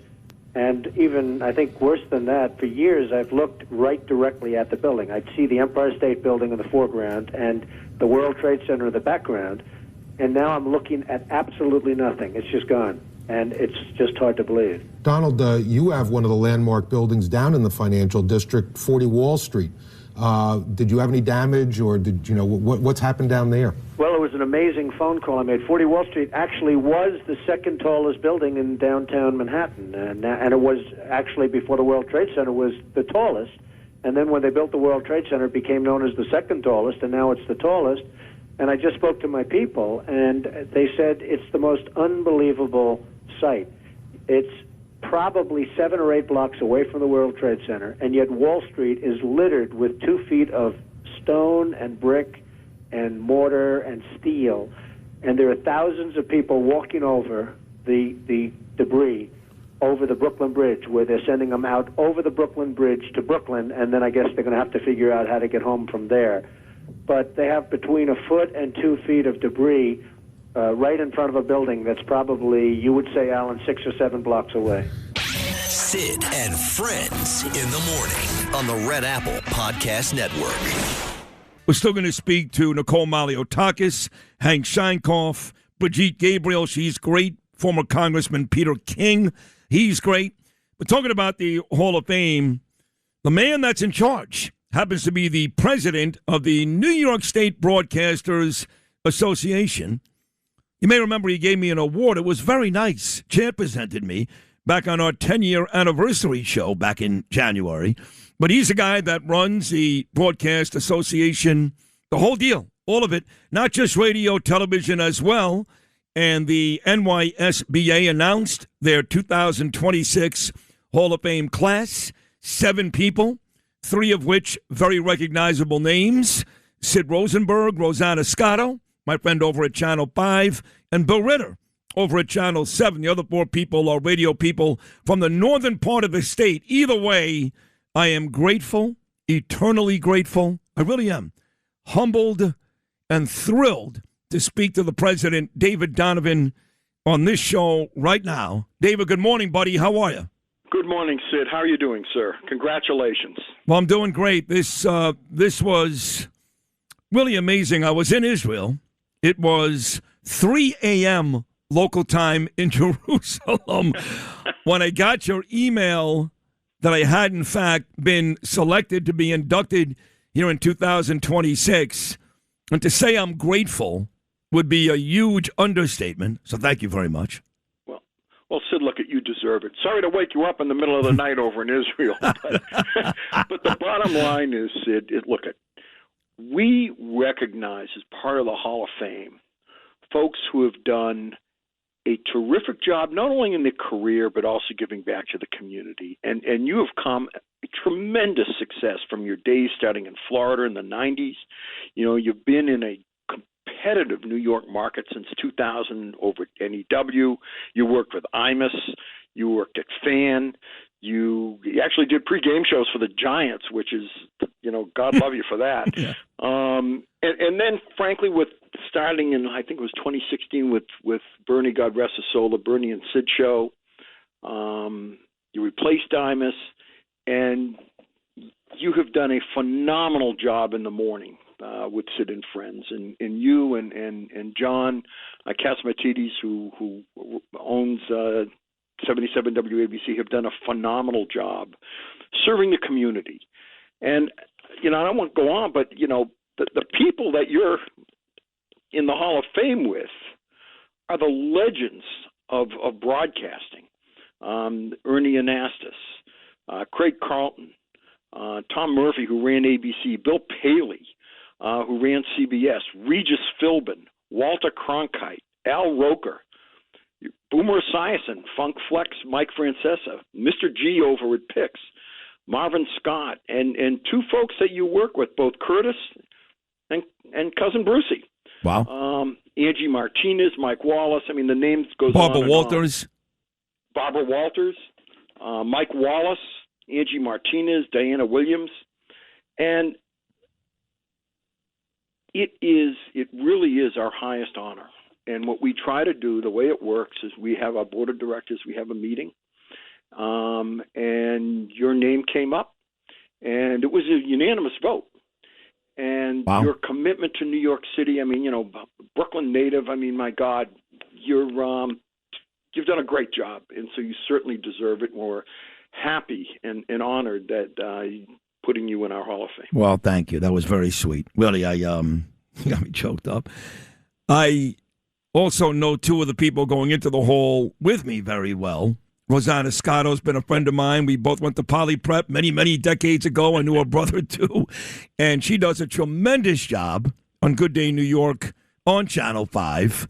And Bill Ritter, Bill Ritter and I don't agree on a lot of stuff. In fact, I've called Bill out on some of his opinions on Channel 7. I've even said things like I miss the old days when my anchors didn't opine on the nightly news. But with that said, he's a terrific guy. I've met him on more than one occasion, and he's had a great career in New York, and he does deserve to be in the Hall of Fame. So no disrespect to the four other radio people from the northern part of the state, but I can certainly appreciate Rosanna Scotto and Bill Ritter going in with me. Well, both have done a phenomenal job. Bill has done a terrific. He's won several awards from us for his work on fire safety. And we do try to geographically disperse this. And we have, for example, two radio guys who are legends, absolute legends in Glens Falls, Dan Miner and Pete Cloutier. So we try to make sure that we cover the whole state, and we try to make sure that we cover both radio and television. And I have to tell you, it is a very you've existed in the most competitive media market in the world, really. But it is really a tough competition to get into this Hall of Fame. Well, how many names do you guys usually start out with? We start off with about 40 or 50. And you get down to 7? Every single year. Wow. Yeah. Wow. It takes a while, and there's a lot of discussion back and forth. And we don't make these decisions lightly. As you shouldn't. This is a very big deal. In fact, I got a bunch of people now, David Donovan, the president of the New York State Broadcasters Association, who want the honor. I don't even know if you do this. I think you do because I remember Bill Evans getting in last year of being a presenter like Don Shula and Dan Marino at the Football Hall of Fame. I don't know if the host that day just announces it, if there really is a presenter, but I got a whole bunch of people already reaching out to me trying to line up to be the presenter that day, as well as you offered me a table of 10. I got 60 people that want to come already. So what does that day actually look like October 22nd at the Rainbow Room? Well, what it does is the presenter, and we can discuss that, or maybe we can auction it off, Sid. I like that. What we do is that we have a luncheon, and it is at the Rainbow Room, and everyone gets a table, and then we have additional tables that are available as well, and I also bring in students, because we have to look at the next generation. So I'll bring in students from the colleges around the area. We'll sit at a couple of tables. We usually get about 200-300 people in there. It can get crowded, but it is frankly, I've been told by a number of folks, both at the national level and what have you, it is one of the special events in broadcasting. Oh, I can attest to that because you mentioned John Catsimatidis, a terrific owner, my dear friend. He won an award, deserved award last year. We had a great table, WABC table, and I was there, middle of the afternoon, gorgeous day. Yeah, it was great. I loved it. It was great. And I sat there going, Dave, these bastards, they better put me in one of these years. I'm not coming back. Well, I must have read your mind, Sid. I just got a text as we're speaking, talking about Hall of Famers. And I'm not just patronizing this guy. This guy is one of the all-time greats. He says, I want to put my name on the list of potential presenters. Happened to be the president of CBS Radio when FAN and all those stations were at their very best, the great Dan Mason. I know Dan very well. Know Dan very, very well. He's done a great job. Yeah, a lot of the those execs back then, and they had to deal with Don Imus and Howard Stern, the same company. I mean, could you imagine? There were actually times David Donovan and Lou Rapino, my amazing sidekick here, he went to some of those Christmas parties. You'd have Howard Stern and Don Imus, not often, maybe only once or twice, but at the same Christmas party. Yes. Yeah, no, absolutely. Crazy. No, it was a very wild time back then, and I probably shouldn't admit this, but while you guys were doing that, I was an attorney at the FCC. Wow. No kidding. You were? Yeah, for 10 years. I didn't know that. Wow, Yeah. That's funny. So let me ask you this on the way out. And again, I can't thank you enough. I'm eternally grateful. I really am. I mean that from the bottom of my heart. This is a huge, huge deal for me. It really is. And my family and my father looking down from heaven somewhere. It really is. The future of radio. I have these discussions with my friend Michael Harrison, Talkers Magazine, Jason Barrett, Barrett Media, now you. And I know this, the broadcasters, you give out TV awards as well, right? Rosanna Scotto, Bill Ritter. Exactly. But in terms of radio, because I believe that 5 of the 7 people going in this year with me are radio people. Mm-hmm. And you bring in young students because you're looking at the future. Absolutely. What is your opinion on the future of radio? Well, I think we certainly have some challenges right now. And I think one of the biggest challenges is that the automobile manufacturers want to pull AM, and now they're even talking FM receivers out of cars. And that really, since a large part of the radio audience is in the car in drive time, as you well know, that could be very damaging. So we are working very hard in Washington, D.C. to pass the AM Radio for Every Vehicle Act. Yeah, just so you know, I brought this up with President Trump the last time he was on this program about 7 weeks ago. Catsimatidis asked me to. I did, and President Trump was really behind us. He is behind us, and we have 317 co-sponsors in the House of Representatives, including 22 members from New York City. We have over 60 co-sponsors in the Senate, including Senator Gillibrand and Leader Schumer supports the bill. So we're trying to get this across the finish line. That's what it comes down to. We are on the 5-yard line. We want to get it done this year. We want to because we really have to send a message to the automobile industry that local radio should remain in cars. Sid and Friends in the morning on the Red Apple Podcast Network. All right, the beautiful Congresswoman. We love this girl. She's so terrific. Staten Island, Brooklyn, does an amazing job. Nicole Malliotakis. She's got to run in about 9 minutes. I want to get to her right away. As soon as President Trump lifted the sanctions on Turkey yesterday and said nice things about Erdogan and is now considering, this is unbelievable, selling F-35s to Turkey. I believe Nicole had the same response as I did, as Bibi Netanyahu did, as really Mark Levin, Laura Loomer, Brigitte Gabriel is going to join me later. We all had the same response, which is, what in God's name is President Trump thinking? So let me get to Nicole, who loves the president as much as I do, but there's been some head-scratching moves coming out of the administration the last couple of months between Iran and Turkey, to say the least. So tell the audience, Nicole, exactly what you were thinking when you heard the whole exchange between Trump and Erdogan. Very troubling. I mean, those of us who know Erdogan's history here, I mean, look, Turkey is a nation time. However, under Erdogan's leadership, we have seen them take some very dangerous positions lining Turkey with Iran and Russia.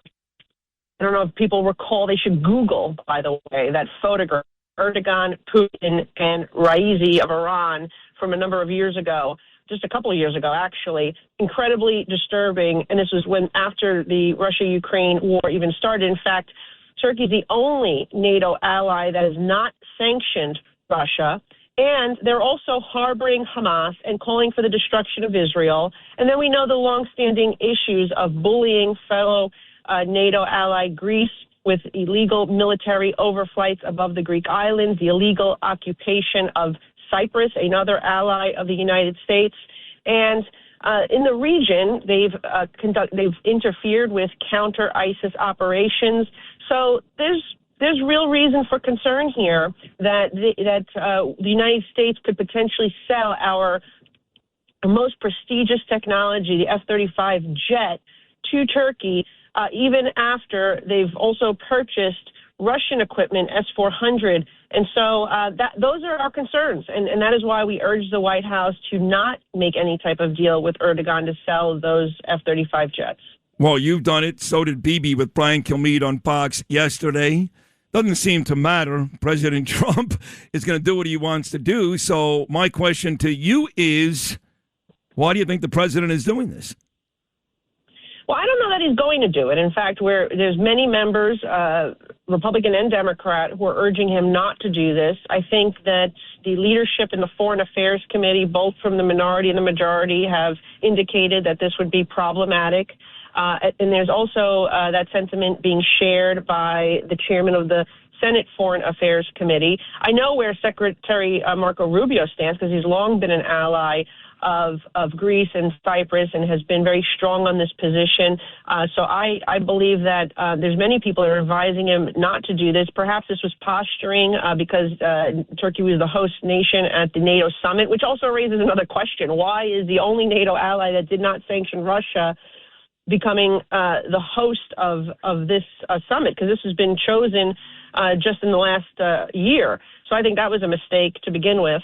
So I think that enough of us speaking out against this, people who the president respects, admires, and trusts, people like you, Sid, who are also very close with the president, hearing those voices out there, us speaking out, I think will hopefully prevent this from happening.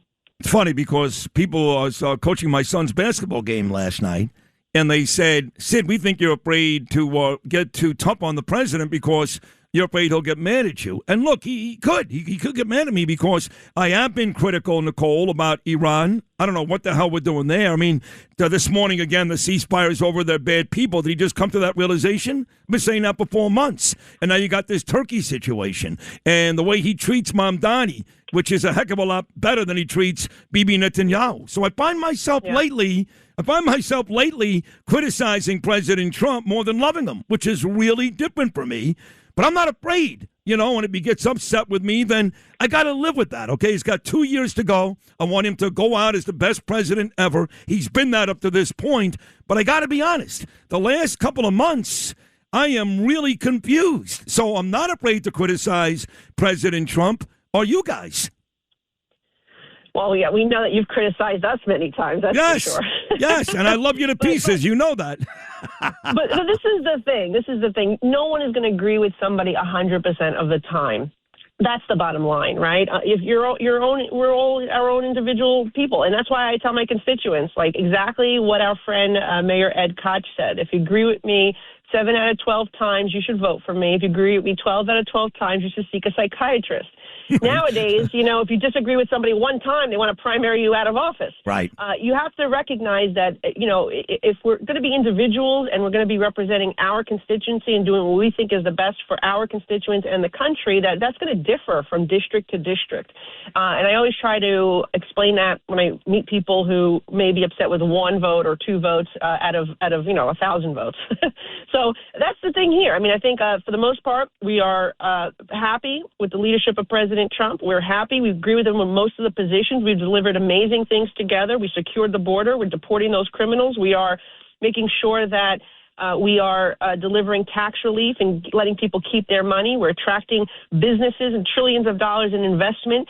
We delivered on our promises of eliminating most taxes on tips, on overtime. Seniors, 34 million across the country, getting the money returned to them that they paid in Social Security taxes. So we are doing good things. Every now and then there's going to be a hiccup here where we're not going to agree, and we need to be vocal about it. And I think this is one of those times that this is actually very important, not just for the Middle East, for the Eastern Mediterranean, but for the United States of America. We cannot allow F-35 technology, the most superior jet, to be able to fall in the wrong hands, and knowing Erdogan's desire to destroy Israel and that they've interfered with counter-ISIS operations in the past, and the fact that they've aligned themselves with Iran and Russia is all the reason we need to not allow this to happen. And I think deep down that the president knows this. I hope this was just posturing because of the NATO summit, but we will continue to be vocal against this. Final 90 seconds. Again, he came out this morning, President Trump. He said, look, this ceasefire, it's all over. These people are scum. He actually used that word. He called them scum. He called them cuckoo. You know, all these wonderful adjectives. Where do you guys in Congress stand on the future of America and Iran? Look, I think for all of us, you know, obviously Iran is a country, a regime that cannot be trusted. And so, you know, we want to always give the president the benefit of the doubt and allow him the flexibility to negotiate the best possible deal that would eliminate Iran's ability to have a nuclear weapon. Obviously, the questions during this entire process that we've been asking is, how are we going to make sure that they're complying with actual inspections? And making sure that any sanction relief or any unfreezing of assets, that money's not going to go to continue acts of terrorism. It's not going to continue to fund Hamas and Hezbollah. And those are the hard questions. How are you going to ensure that that's going to happen? And so, you know, we've been giving the president flexibility to negotiate. Clearly, the ceasefire has been very fragile. Now it seems that it could be broken. But we'll have to see what the president does moving forward here and how he's going to handle it. But those are the questions that we've been asking as members of Congress. And, you know, we haven't had a classified briefing, by the way, and this is actually something that is problematic. The fact that Congress has not been given a classified briefing on the details of the peace agreement that is in the works. It's not a deal yet, but there was a framework in place, and we don't have any details on where they were going. It's dead. But it's dead. Look, and that's the thing. We had a briefing last week with Senator Marco Rubio and Witkoff, but it wasn't classified, and therefore it's the same stuff you read on Twitter. We need to have more information to make informed decisions here. And if they want us to fund, if they want funding for the Department of War, they need to give us this classified briefing. That's all I'll say. Fair enough. Nicole, as always, amazing job. Glad you hopped on for a couple of minutes. Continued success. You really are great, Nicole Malliotakis. Thank you so much. Good to be with you, my friend. Bye-bye. You too. All the love. Mark Levin just tweeted this literally 6 minutes ago. You know how much I love the great one. He says, Erdogan has repeatedly referred to Israel and Netanyahu as Nazis and the Third Reich. Not once has our government publicly commented, let alone denounced him. His foreign minister talked about the annihilation of the Israel people. Crickets from our government. And now we lavish them with the highest level military gifts in apparent contravention of congressional restrictions.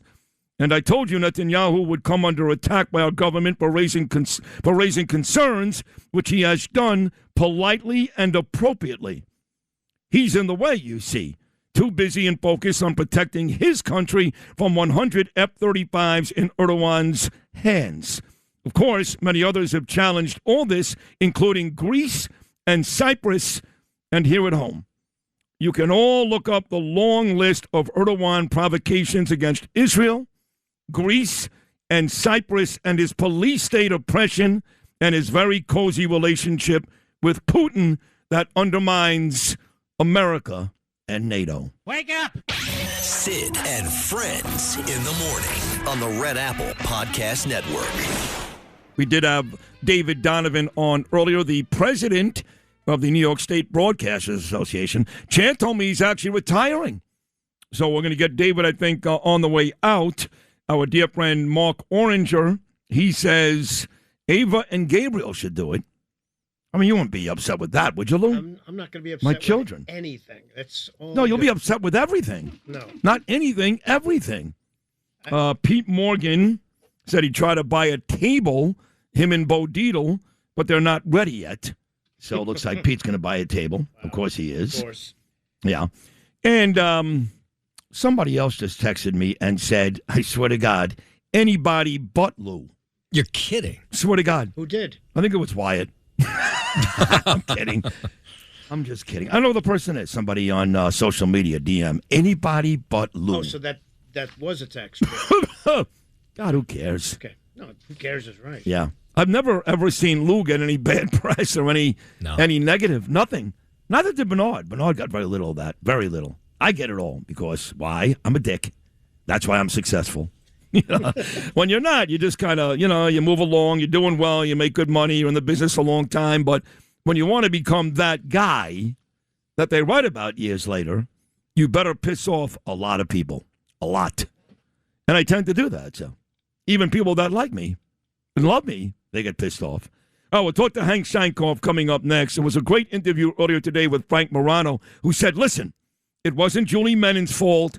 It wasn't Jessica Tisch's fault that in this new budget, $126 billion, the city couldn't find a way to add one cop or add that fifth firefighter on that truck.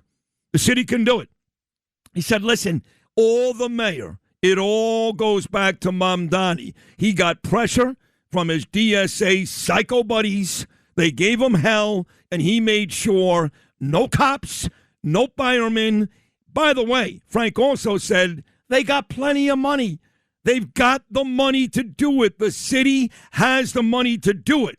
But no cops and no firefighter. We'll talk to Hank Sheinkopf about this dreadful mayor. Sid and Friends in the morning on the Red Apple Podcast Network.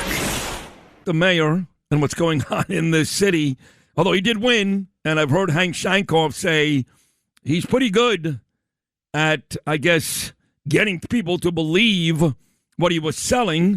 Of course, he's a liar. He just is a liar.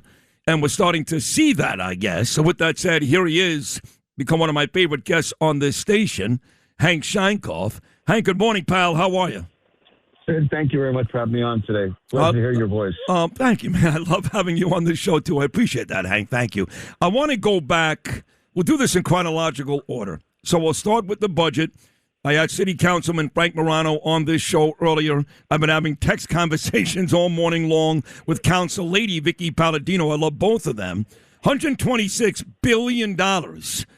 And we couldn't find a way to add one cop, let alone 600 or a fifth firefighter. There's all kinds of stories about sensitivity training and was Menon responsible, yes or no? Was Jesse Tisch responsible, yes or no? But for me, it all goes back to the mayor. What are your thoughts on this budget and why the city, we got the money, why couldn't we add one cop?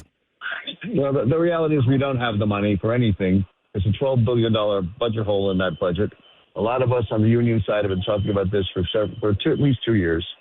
It is a serious problem. The state is going to be in very serious fiscal trouble next year. The city will be in very serious fiscal trouble right after the first of the year. And this is all nonsense. And what the mayor is going to do is blame the state, which is kind of idiotic and absurd. The whole is But wait, how could he blame the state? Correct me if I'm wrong, Hank. You're much smarter than I am. When Kathy Hochul gave him somewhere between a $5 and $8 billion bailout. She gave an $8 billion bailout, but it's not sufficient to meet the problem. Why? Because he keeps adding numbers to existing programs or new programs that aren't necessary. The costs are higher than they should be. He's not cutting any place. He's not making room in there for union contract, which he's going to have to do. He's got union contracts coming up. There's no new cops in that budget. The costs of that are going to be overwhelming to people. I don't think we understand how serious this is. And this is not a joke. You can't print money in the basement of City Hall. They tried it in 1974, 73, and the end result was 1975, which was the bankruptcy of New York City. You know, I saw a documentary, Hank, a couple of days ago, because I'm younger, and it was about the Joe Colombo / Joey Gallo assassinations in New York City. Right. And Joey, of course, got murdered outside Umberto's Clam House. But in that documentary, they showed you what New York looked like in that era you're talking about, mid-1970s. Just about every retail store out of business, building after building blown out and vacant. I mean, it just looked awful. Are you telling me that's what we're going to look like here in the not-so-distant future? I don't know if that's going to look that way, Sid. It's an important question you're raising. What we are going to have is cuts in services, and we're going to have a bailout of some kind. That's a fact of life. The mayor wants that to happen because he can blame the state, and the feds, he's going to have to go to the federal government, or the governor's going to have to impose a financial control board at some point if this continues. And they won't want to go to the feds because they got a problem with Trump, and Trump's the only one that can bail them out. They're going to have to go to the Federal Reserve probably for an instant bailout loan. It's not going to be easy. It's going to be very, very complicated. The best book to read on the fiscal crisis, there are a lot of them, is a book now by Richard Farley that's out about, 6 to 8 months, where he talks about the fiscal crisis 75 and what the implications are. This is very, very serious stuff. And those of us who work for unions were involved with, I work for a lot of unions, including cops, but city detectives, which I'm proud to say. This is a very, very, very, very serious issue that no one is paying attention to in the way that they should. They're going to be very sorry. Yeah, I know the cop unions, Hank, because I'm very close with Scott Monroe. He runs the DEA. Even the retired detectives, I'm very, very close, as you know, with Vincent Balalang. He runs the sergeants union. So I know the cops unions hate him. They hate him. I'm going to say it. They won't. Maybe they will. They hate him. Yeah. But the rest of the unions around the city, I had a guy in here, I forgot his name already. People love him. He's in charge of the horse and buggies and transportation. And he was trying to sell me on Mamdani. I nearly kicked him out of the studio before Mamdani even won. So you tell me, Hank, on the whole, how do unions feel, the majority, about this mayor? Look, they have to come in for contract negotiations after the first year. Some of those contracts are up sooner than others. But again, if you look at the votes on the mayor's decision not to fund pensions going forward, which he did, which is very dangerous. It happened, I think, in 73. And it was one of the factors that led to the fiscal crisis and city bankruptcy in 75, from which in many ways we've not recovered. The city university doesn't belong to the city. The community colleges don't belong to the city with their own problems. The hospital system really doesn't belong to the city anymore. I mean, we had freestanding health clinics. We had free university. I mean, we had a lot of things that created the middle class. That's gone. So if you want to look to the crisis that we've created, that we have in front of us about affordability, look to 75 and bad management by politicians. I work for a lot of other municipal unions, including Local 237 Teamsters, in which I'm proud to have done that for a long time.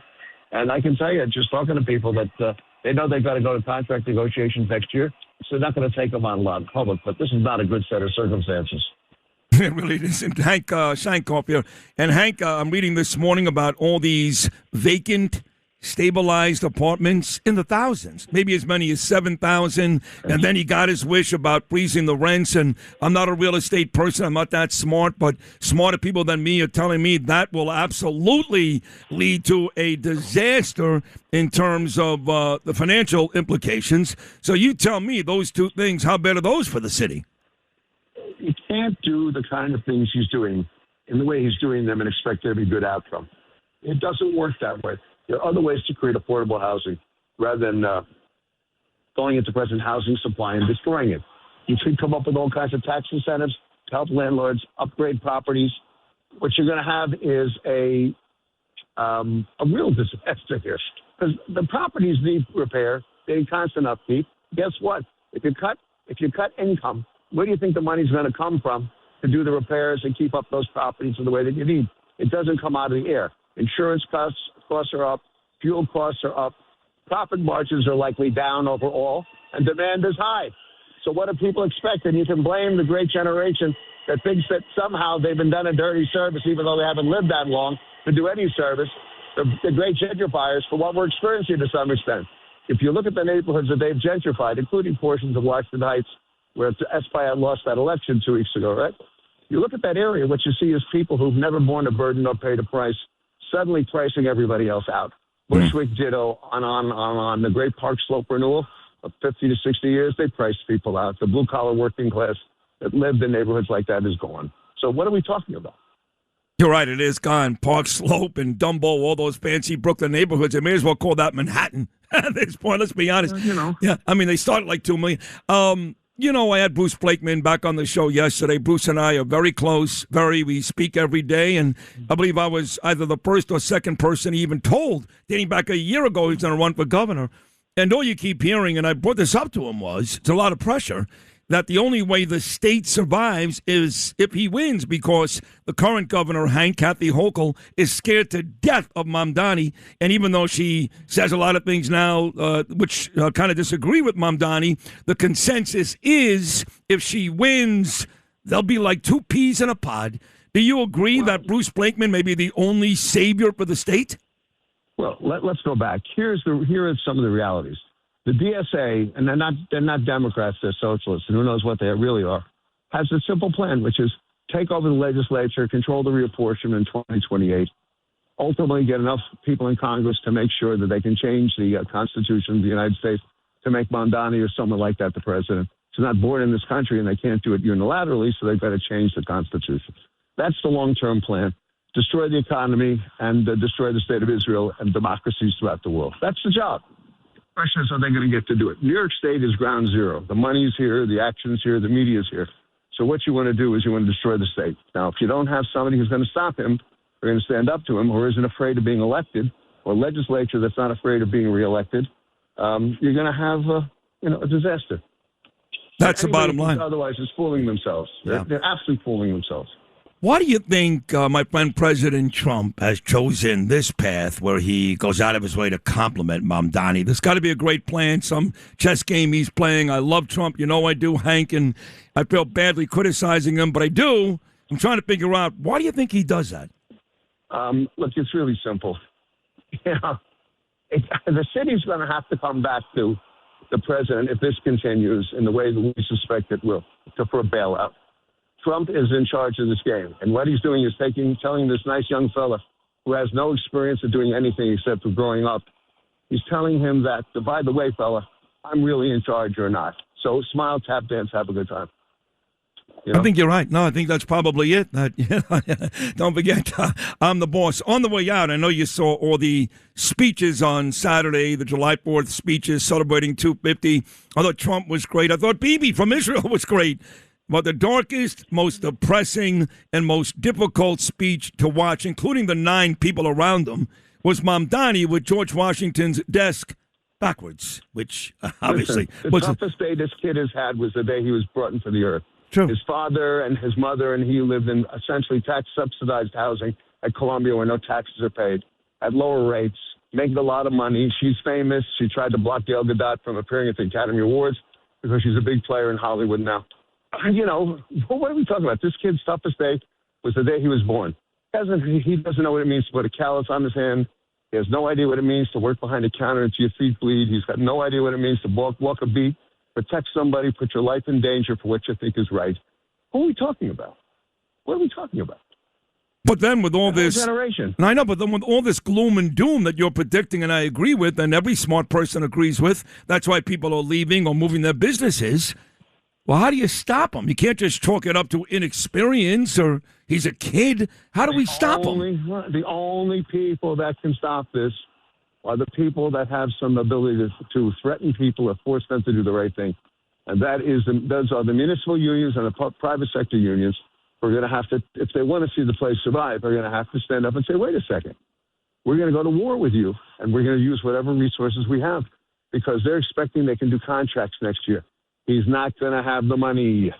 It's not there. You can't do a deal with somebody who has not a dime to spend. And that's the reality that the unions are going to have to face. They're the only ones who would stop this the same way they saved the city in 75. And I'm not talking about a bailout this time. I'm talking about standing up and saying, listen, Mayor, you bloated the budget. You're not creating jobs, and you're going to put us out of business. Simple system. You're going to put us all out of business. That's what they have to do, and ultimately maybe they will if we're lucky. If not, the business community will say, thank you, New York, have a good time, because they don't have to stay here anymore. The idea, in 75, municipal bonds mattered, right? You had smaller banks, and a lot of their, you had banks, first of all, and a lot of their income came from city municipal paper.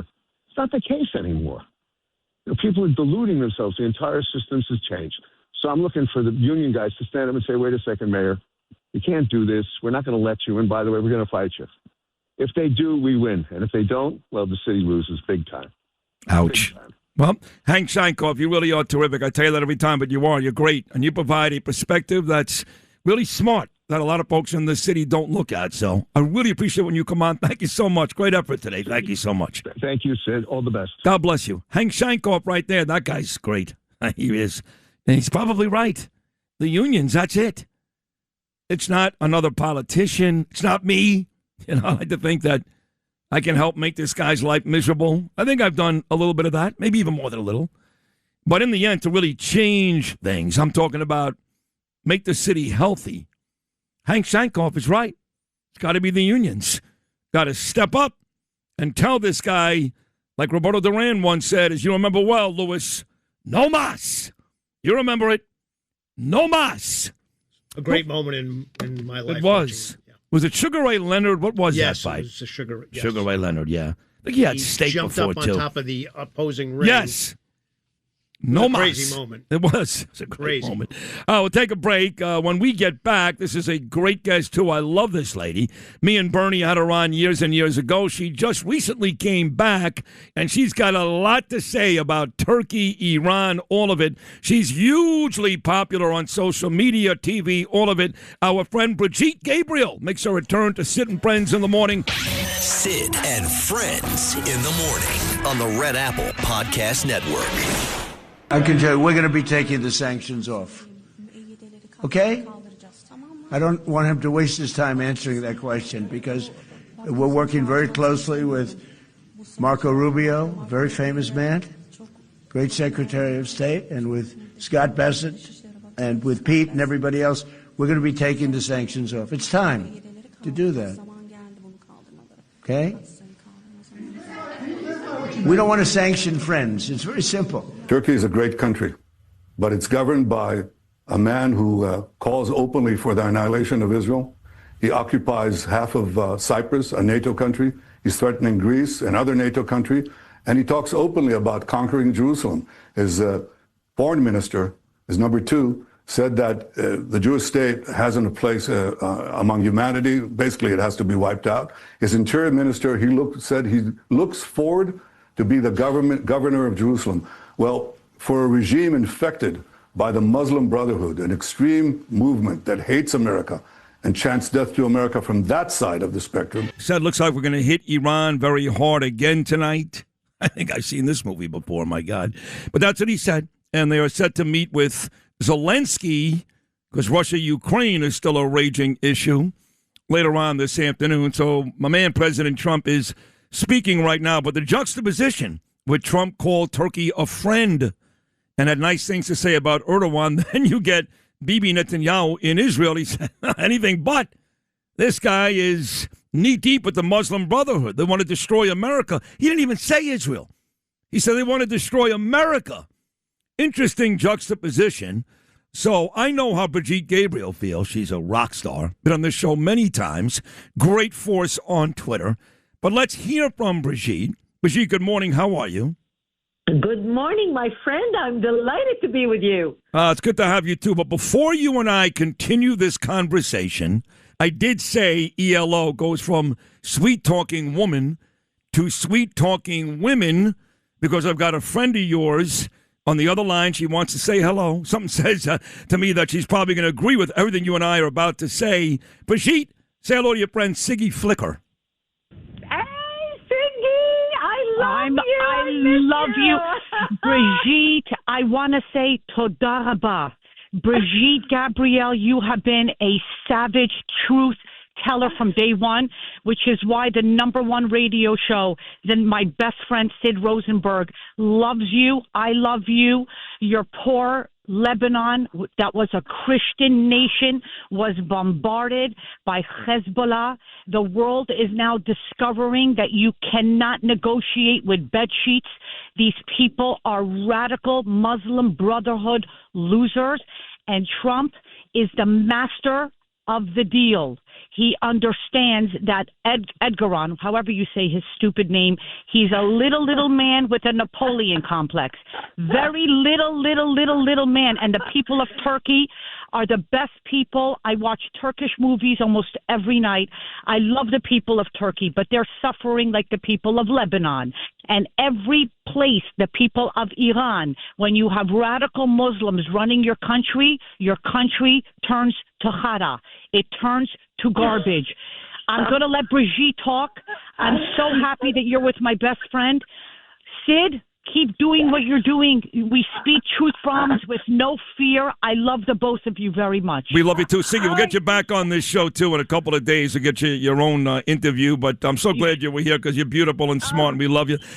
So, Brigitte, we love you, Siggy. We love you. We're working on peace between Lebanon and Israel, baby. We're going to make it happen. Amen. Amen. With Sid, we're going to have a barbecue.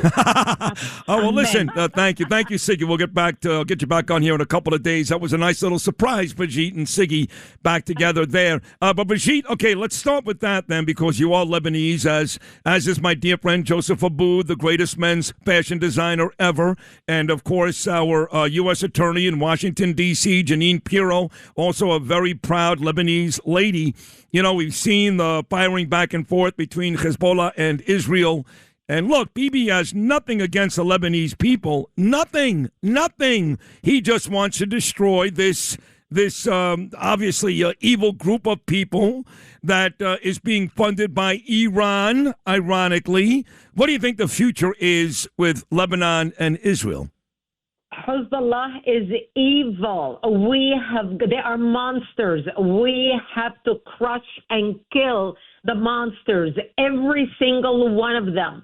The Lebanese people are sick of them. The Christians in Lebanon have more in common with the Jewish people and the Israeli people than they have ever did with the Hezbollah members in Lebanon. The problem is Hezbollah multiplies like rats. These are Shiites who marry multiple wives, 4 wives at a time. They have multiple children. And in 25 years, they multiplied themselves into voting themselves into the government. So now they are a part of the government in Lebanon. And I tell you, the Christian Lebanese were not happy with this memorandum of understanding that America signed with Iran, especially with Iran putting Lebanon as a part of this MOU. But Lebanon and Israel did a very smart thing. They went around America, signed a kind of an agreement together on the side. So Iran cannot say anything because the Lebanese government and the Israeli government want to work together against Hezbollah, to crush Hezbollah. And that's where they are. And I pray to God that one day Lebanon and Israel will have peace together. The terrorists will be crushed. And we will be able to, people of Lebanon and Israel will be able to travel to each other's countries and vacation and visit and have a great time. I look forward to that day, too. Brigitte Gabriel right here. And, I love going on Twitter and watching the responses from the people that I love and respect, that I do, after big days like yesterday and Trump shaking hands with Erdogan and saying all those nice things about Turkey. So I looked up Mark Levin, who'll be on this show next Wednesday. Mark and I are very close. I love him. I looked up your account. I looked up Laura Loomer. I looked up all the people that, for the most part, agree with me. And all of you agreed again yesterday that Turkey is not our friends, not even close, that Erdogan is not a good person, not even close. A lot of you folks seemed to be in horror yesterday as all this went down. What do you think all that was about? Oh, that was basically Trump rewarding Erdogan for staying out of the war with Iran. You know, Trump rewards his loyal friends. And that was the reward for Erdogan, for staying out of the war with Iran and not coming to the aid of Iran. Look, I mean, this is the biggest mistake. I do not know what Trump is thinking. Lifting the sanctions, even Biden didn't lift the sanctions, for God's sake. And it was Trump who basically enforced the sanctions back in 2019 after Turkey bought the S-400 SAM missiles intercept systems from Russia. But here's what I found out, because I was doing the research on this whole Turkey thing when we started. what I did not realize is Turkey was one of the founding partners in the F-35 Joint Strike Fighter program. Turkish companies manufactured hundreds of components for the F-35 back in 2002, and Turkey was supposed to get over 100 F-35 jets. Now, remember, this was back in 2002. We're talking, quarter of a century ago. But since that time, we saw the true colors of Erdogan. He's a nationalist, Islamist, communist, socialist. He is somebody who hates the West. He is the guy that when suicide bombers, whether Al-Qaeda or Al-ISIS, were blowing themselves up, attacking America, blowing themselves up in America, and our leaders were talking about, oh, no, these are the radical Islamists doing that. Erdogan came straight out and he says, don't insult Islam. There is no radical Islam or moderate Islam. There is only one Islam. Yeah, and that reminds me, like when Democrats tell me, no, those are the progressives. Those are the DSA. They're not us. You're all the same. And you're right about that, too. The way you described Erdogan is exactly the way I describe our mayor, Mamdani, here in New York City. They seem to be the same guy. And you know that last August on this show, Brigitte, I had the Secretary of State on, Marco Rubio. I love him. We have a Florida connection dating back to 2010 when he first won his very first Senate race, and he actually gives me credit in getting that very first win going back 16 years ago. But I talked to him specifically about CARE and the Muslim Brotherhood. I said, Marco, you must, this Trump administration must designate both the Muslim Brotherhood and CARE as terrorists, and CARE tries to get me fired every week. They send letters to my boss. I hope they're listening now, you bunch of terrorists. They need to designate Muslim Brotherhood and CARE as terrorist organizations.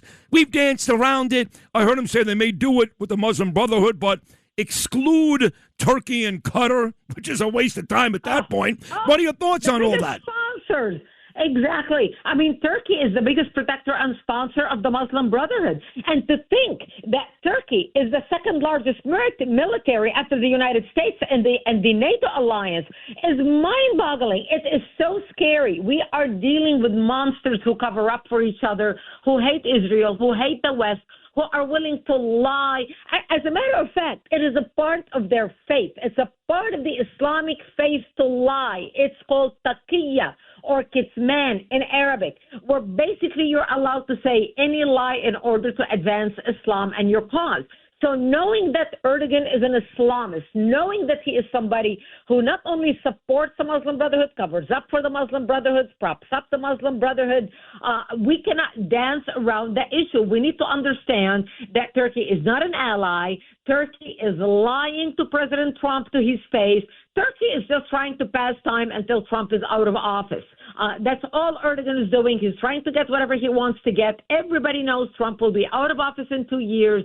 We're not guaranteed a Republican in office. I mean, God knows. I mean, we may end up with, Gavin Newsom as president. Can you imagine what that would do? But that's why they have to take action, and that's why we're pressuring. My organization, Act for America, has over 28 million emails and phone calls to Congress and the White House, bombarding them to designate the Muslim Brotherhood as a terrorist organization. Not just this little symbolic designation.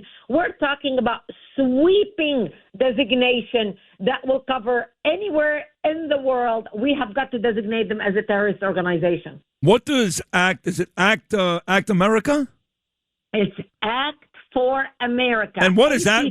Got it. FOR, America. America.org. We are the largest grassroots national security organization in the U.S. We have passed 300 bills at the federal level and the state level. Actually, just last week, Sid, I was in Congress. We introduced a new bill, Preserving Our Constitution Act of 2026, which basically stops any Sharia courts from operating in the United States. Go to our website, take action on that Act Now campaign. We have campaign with emails prepared to your elected officials. We give you their phone numbers. We even give you a script you can read while you're calling them. Go to actforamerica.org. Right now, it's on our home screen. That petition, click on Act Now and take action on that campaign and share it with everyone you know. Sharia law is popping up all over America. And I was told last week, Sid, take it easy. The DSA, these radicals still represent a very small portion of the Democrat Party. The Democrats, yeah, they've kind of lost it. They're certainly anti-Semitic. But this group represents a very small group. And I'm not sure I believe that. And if they are a small group now, they are certainly multiplying exponentially. 9 already in New York. New Jersey's getting wins for these people all the time. We've seen it in other spots, Minnesota, Michigan, other states around this country. Do you believe that they are small in number, or do you believe, I guess more dangerously, they may be, but they're growing way too fast? They are very dangerous, and here's what I believe. And actually, I use this quote on my website. 2% of the passionate will always overrule the 98% indifferent. So I don't care if they are 2%. They are the ones who are driving the agenda right now and pressuring the entire Democratic Party in the United States. I don't care how many millions they are. It's that 100% right now who is driving the bus and driving the agenda. And look at their sweeping success nationwide. Even Schumer, even people who are leaders, who are like what I call ancient furniture on Capitol Hill. You know, the people who've been there forever. I mean, they are like ancient furniture. They're like mummies. They are the ones right now who have lost the influence compared to Mamdani, compared to all these communists. You know, I like President Trump calling them communists because we basically skipped the socialist phase and went straight into communism. That's exactly who we are dealing with, and that's exactly why they need to be stopped. We need to organize at the local level. We need to come together. We need to work together in our communities and understand who we are fighting. We are fighting the socialist communists trying to take over our country. I encourage people to go to actforamerica.org right now. Join us. Start a chapter in your community, no matter where you're listening to us right now, whether on the internet, whether you're listening live in New York. Go, click on Join Us, actforamerica.org. Join us. Start a chapter in your community, volunteer, become a member. Together, we have got to bond together to save our country. The extremist left are organized, they're mobilized, they are funded, they are working together, they are driven by passion. We need to match passion with passion, not just education. Here's the problem on our side, Sid. Our side believes, we need to educate more. We need to educate more. We need to inform people more. The left doesn't need to educate and inform. They work like an army. They are like a blind, unthinking army. They go and do and act and work. They could care less about understanding the sources of socialism and communism. We need to learn the history. No, they don't need to learn the history of communism. They just feel, I'm a socialist, I'm a communist. I don't know what socialism and communism are, but I'm going to get free housing. I'm going to get free gas. The government's going to take care of me. I'm getting a free cell phone, free rent, free this, free that. And that's why I'm a socialist, and that's why I'm voting for Mamdani or anybody else. They don't think, they don't need to know information. They're activated and mobilized. We need to not only be educated, our side is very educated. We need to mobilize and act in order to save our country. Time for speaking is over. It's time for action. God, you are great. ActForAmerica.org. Go there right now, folks. ActForAmerica.org. My great friend, Brigitte Gabriel. Brigitte, that was an incredible, again, a great appearance. Thank you so much for hopping on today, and we'll do it again very, very soon. Great job. Love that. Thank you, my friend. Love being with you. Have a great day. I love you too. Brigitte Gabriel right here again on Sid and Friends in the morning with a little surprise at the very start from our dear friend Siggy Flicker. We'll take a break. We got the news coming up. Another great guest still to come. Ukraine, Russia. That is a huge issue. Again, President Trump set to meet with Zelensky in Turkey today. Nobody knows more about that conflict than Congressman Peter King. Sid and Friends in the morning on the Red Apple Podcast Network. You may be upset with what's going on in Turkey. I am. You know, you may have your questions about Iran. I certainly have. Been critical about Israel, Bibi, all of it. But don't confuse the issue. There is no person in the world I want in that seat more than Trump. And when it's over in 2+ years, I'll be at the very front of the line crying with the rest of you. At the very front of the line. I still love him. As I've said only a billion times on this show, I think Vince Lombardi's the best football coach ever. He didn't win every game. Pat Riley may be the best basketball coach ever. He didn't win every game. Okay? So I've got my questions. Sometimes I've got my criticisms. But I will say this. You put Trump in one of these situations with other world leaders, and I think you'll agree with this, no? Whether it's NATO, Turkey, any of these, Davos, Switzerland, the G7, any of these different conferences with leaders from around the world. And I'm sorry, he's Gotti. He's the boss. He just is. Like when I would watch Joe Biden, I was embarrassed. I really was. I was embarrassed. There he is, your grandfather, your broken down grandfather, suffering from dementia. He looked ridiculous. He sounded ridiculous. He was lost. There was nothing to be proud of. Nothing. It was embarrassing. You ought to really hope he got through the day without falling off a stage or walking the wrong way. That was a win for Joe Biden. Trump, he is the effing boss. Is that not true, no? I go back to, I think it was right after he won the White House first time around, and I think it was the G7 summit, it might have been NATO, and they were doing like a group picture, and he shoved his way to the very front. Do you remember that? Yeah, there were all these yeah. leaders, and he's like, get out of my way. Yeah. And I thought, finally somebody who gets that's it. him. Yeah. I mean, all these pussies, these European leaders, Macron and, well, Starmer's gone now, but all these other people, even Putin. Putin looks at President Trump like he's the man, Now, Zelensky, he's a little bitchy, He'll have an attitude once in a while. But, he does get double-teamed and triple-teamed, and they beat his ass in, and that's coming up later on today. We'll see if you got Trump sitting there and Rubio and Bessent and Zelensky. But the overwhelming majority of these world leaders, they look small next to Trump. And I don't mean physically, although he's a very big man physically as well, the president. They just look small. That's my comment, no. I agree. You do? Okay, Yeah. good. We'll take a break. When we get back. One of the greatest congressmen in the history of our government. And the good thing is, he was ours. He still is, making a big deal every day out on Long Island. Also, Homeland Security. And a great radio guest every Wednesday on this show. Sid and Friends in the morning on the Red Apple Podcast Network. I do want to talk to the great Peter King. A lot to talk about, Pete. And I want to start not with Turkey just yet or even Iran. I want to start with Russia, Ukraine, because it looks like Putin, although, he's going to sit down with Zelensky today, President Trump, and he says, I'm willing to go to Ukraine. It looks like Putin isn't letting up, not even a little. I mean, he's attacked Kiev now, the capital, twice in the last 6 days. So what really is going on with Ukraine, Russia? What's going on now is what's been going on all along. Putin wants to take over Ukraine. This is his first step in moving toward Europe. He's already making threats toward Poland, toward Latvia and Estonia. And this sends a bad signal around the world. If we don't help Zelensky and Europe is doing a good job. Europe has put in twice as much support to Ukraine as we have, and we're supposed to be the leader of the free world. So I think that, and Putin has also made fools of us. I mean, he gets red carpet treatment. The president goes to Alaska to meet him, and then Putin never, ever follows through on what he's supposed to do. I think Putin is going to play us as long as he can.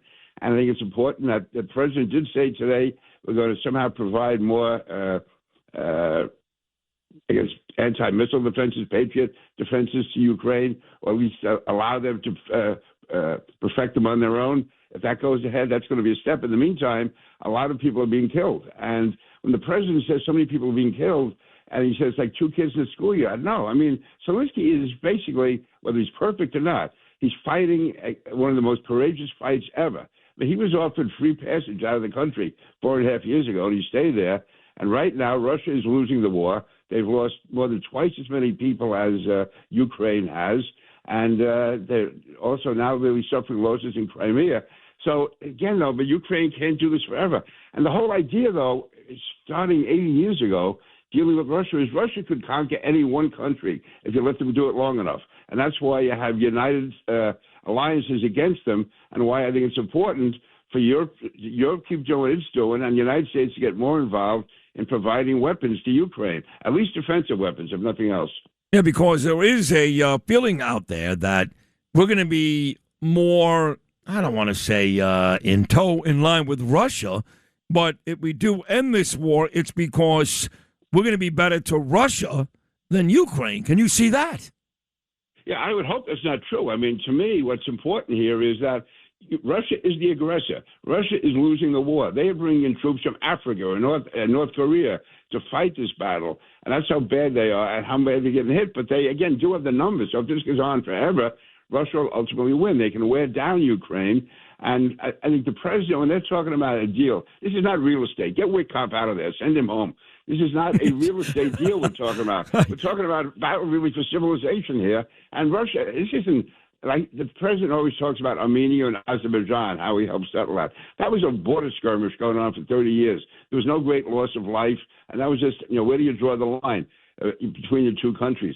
But with Russia and Ukraine, Russia wants to take Ukraine over. That's what it comes down to, as simple as that. Ukraine is a separate culture, a separate country. We made commitments to them in the 1990s. They gave up their nuclear weapons, and in return for that, from a pledge to the United States and Europe, that we would stand with them if they were invaded. And so far, we are not living up to our end of it.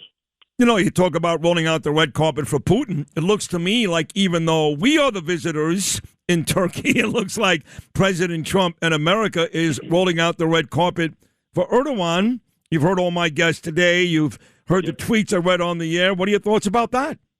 I think Erdogan is a terrible person, and it seems, the president says good things about Putin. Now he says Erdogan is a friend. This guy is vicious. He's a brutal thug, and it's one thing what he does in his own country. But again, he has threatened to destroy Israel. Israel is our closest ally in the Middle East, maybe our closest ally around the world. He keeps this up. I don't see what Erdogan has done to earn our trust at all. He has been against us for years.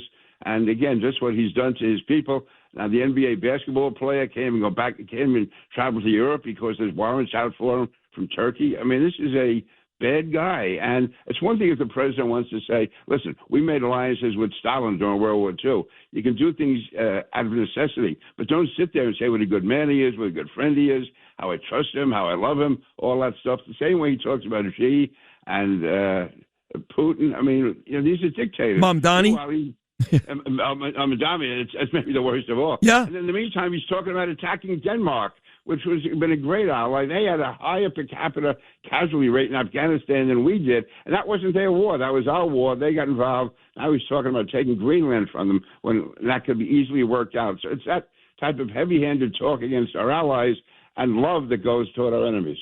It is odd. That was part of the reason why I think he was successful the first time around was that he would do that, and it's not because he liked them, but clearly President Trump believes that you keep your enemies closer, right? But in the first term, he would do that. He would, every once in a while say something nice, but then he'd come back and punch him in the face, whether it was little Rocket Man in North Korea or Putin or Xi. This time, it seems like he doesn't get to that point where he gets angry with people that are clearly our enemies. They become our friends because they literally roll out a red carpet once the plane lands. So I know he's used to doing this, Trump, and he's had success, right? He makes his enemies closer. They believe that it's not all that bad, and he gets stuff done.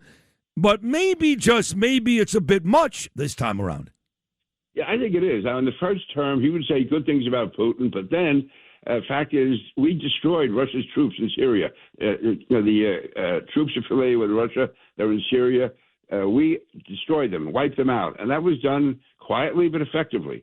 So, I mean, he was able to say one thing and do another. This time he's saying one thing and keeps doing it. I mean, how many times is he going to say he had a good telephone conversation with Putin?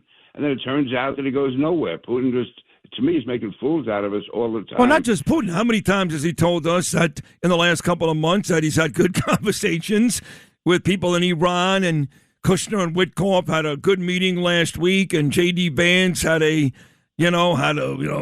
phone call progressed, and you can actually work with these people, unlike the first 2 or 3 regimes. And he comes out today and says, nah, they're scum, they're losers, they're lowlives, can't work with them. I mean, you keep doing this back and forth for months now, and, you got the American people, their heads on a swivel. What's the real story?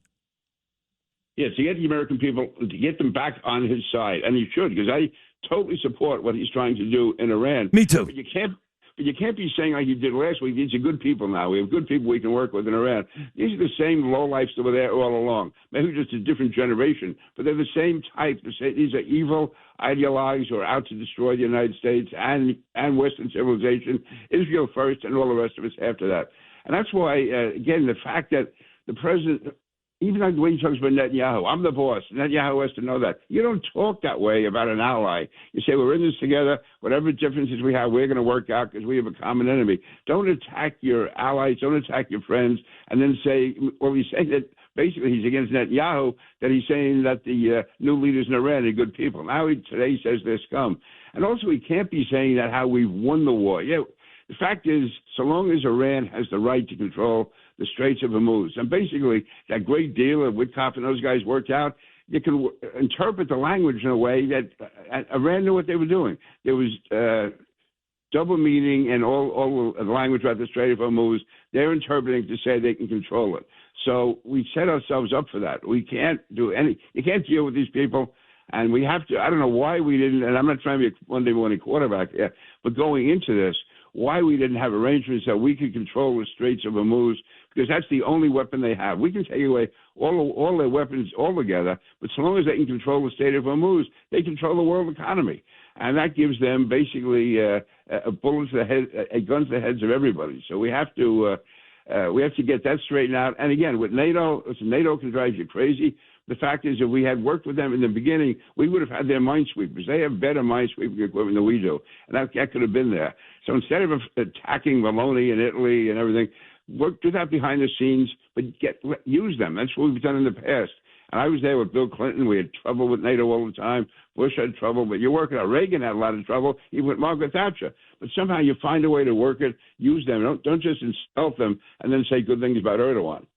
Excellent job, Pete. That's why you're here, man. You're great. And you got all those great references. You could date back to all those presidents. You served in Congress for a long time, just about 4 decades. So, as always, Peter King, amazing appearance. Love you. Thank you so much.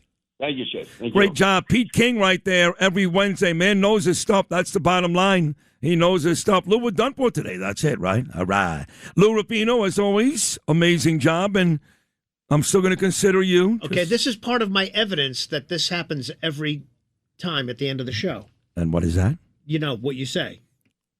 What exactly do I say? Do you just forget the praise? Do you go on autopilot? No, when you praise us all? But wait a second. Right. You just because Lou is the greatest in his position of all time doesn't mean he's going to present me at the Hall of Fame. Of course not. It doesn't mean that. I'm going to consider it. It's part of my evidence. Okay. You say I'm building a case. This is it. This is all part of it. Now you do with it what you want. I got it. Right. Okay. Well, like I said, you are being considered. Well, I maintain that's a far cry from what you told me a week and a half. There's only 10 other people at this point, maybe 12. No, that number will grow exponentially. Are you kidding? By the time we hit August? Yeah. And I'd like to say one word, too. Yeah.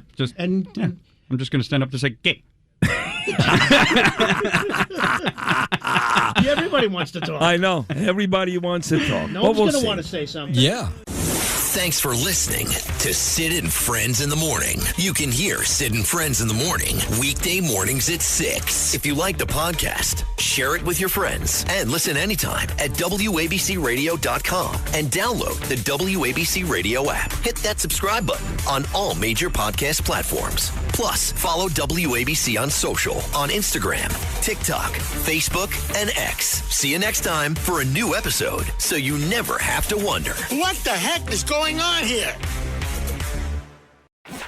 Get ready, Staten Island. The Ferry Hawks are back at SIUH Community Park July 7th to the 12th for a 6-game series against the High Point Rockers. Wednesday, July 8th with first pitch at 6:30. It's Woo Wednesday in collaboration with the Wu-Tang Clan. The Ferry Hawks transform into the Shaolin Hawks. Thursday, July 9th, first pitch is at 6:30. It's Thirsty Thursday with $5 Bud and Bud Light Traps. Visit ferryhawks.com now to lock in your seats.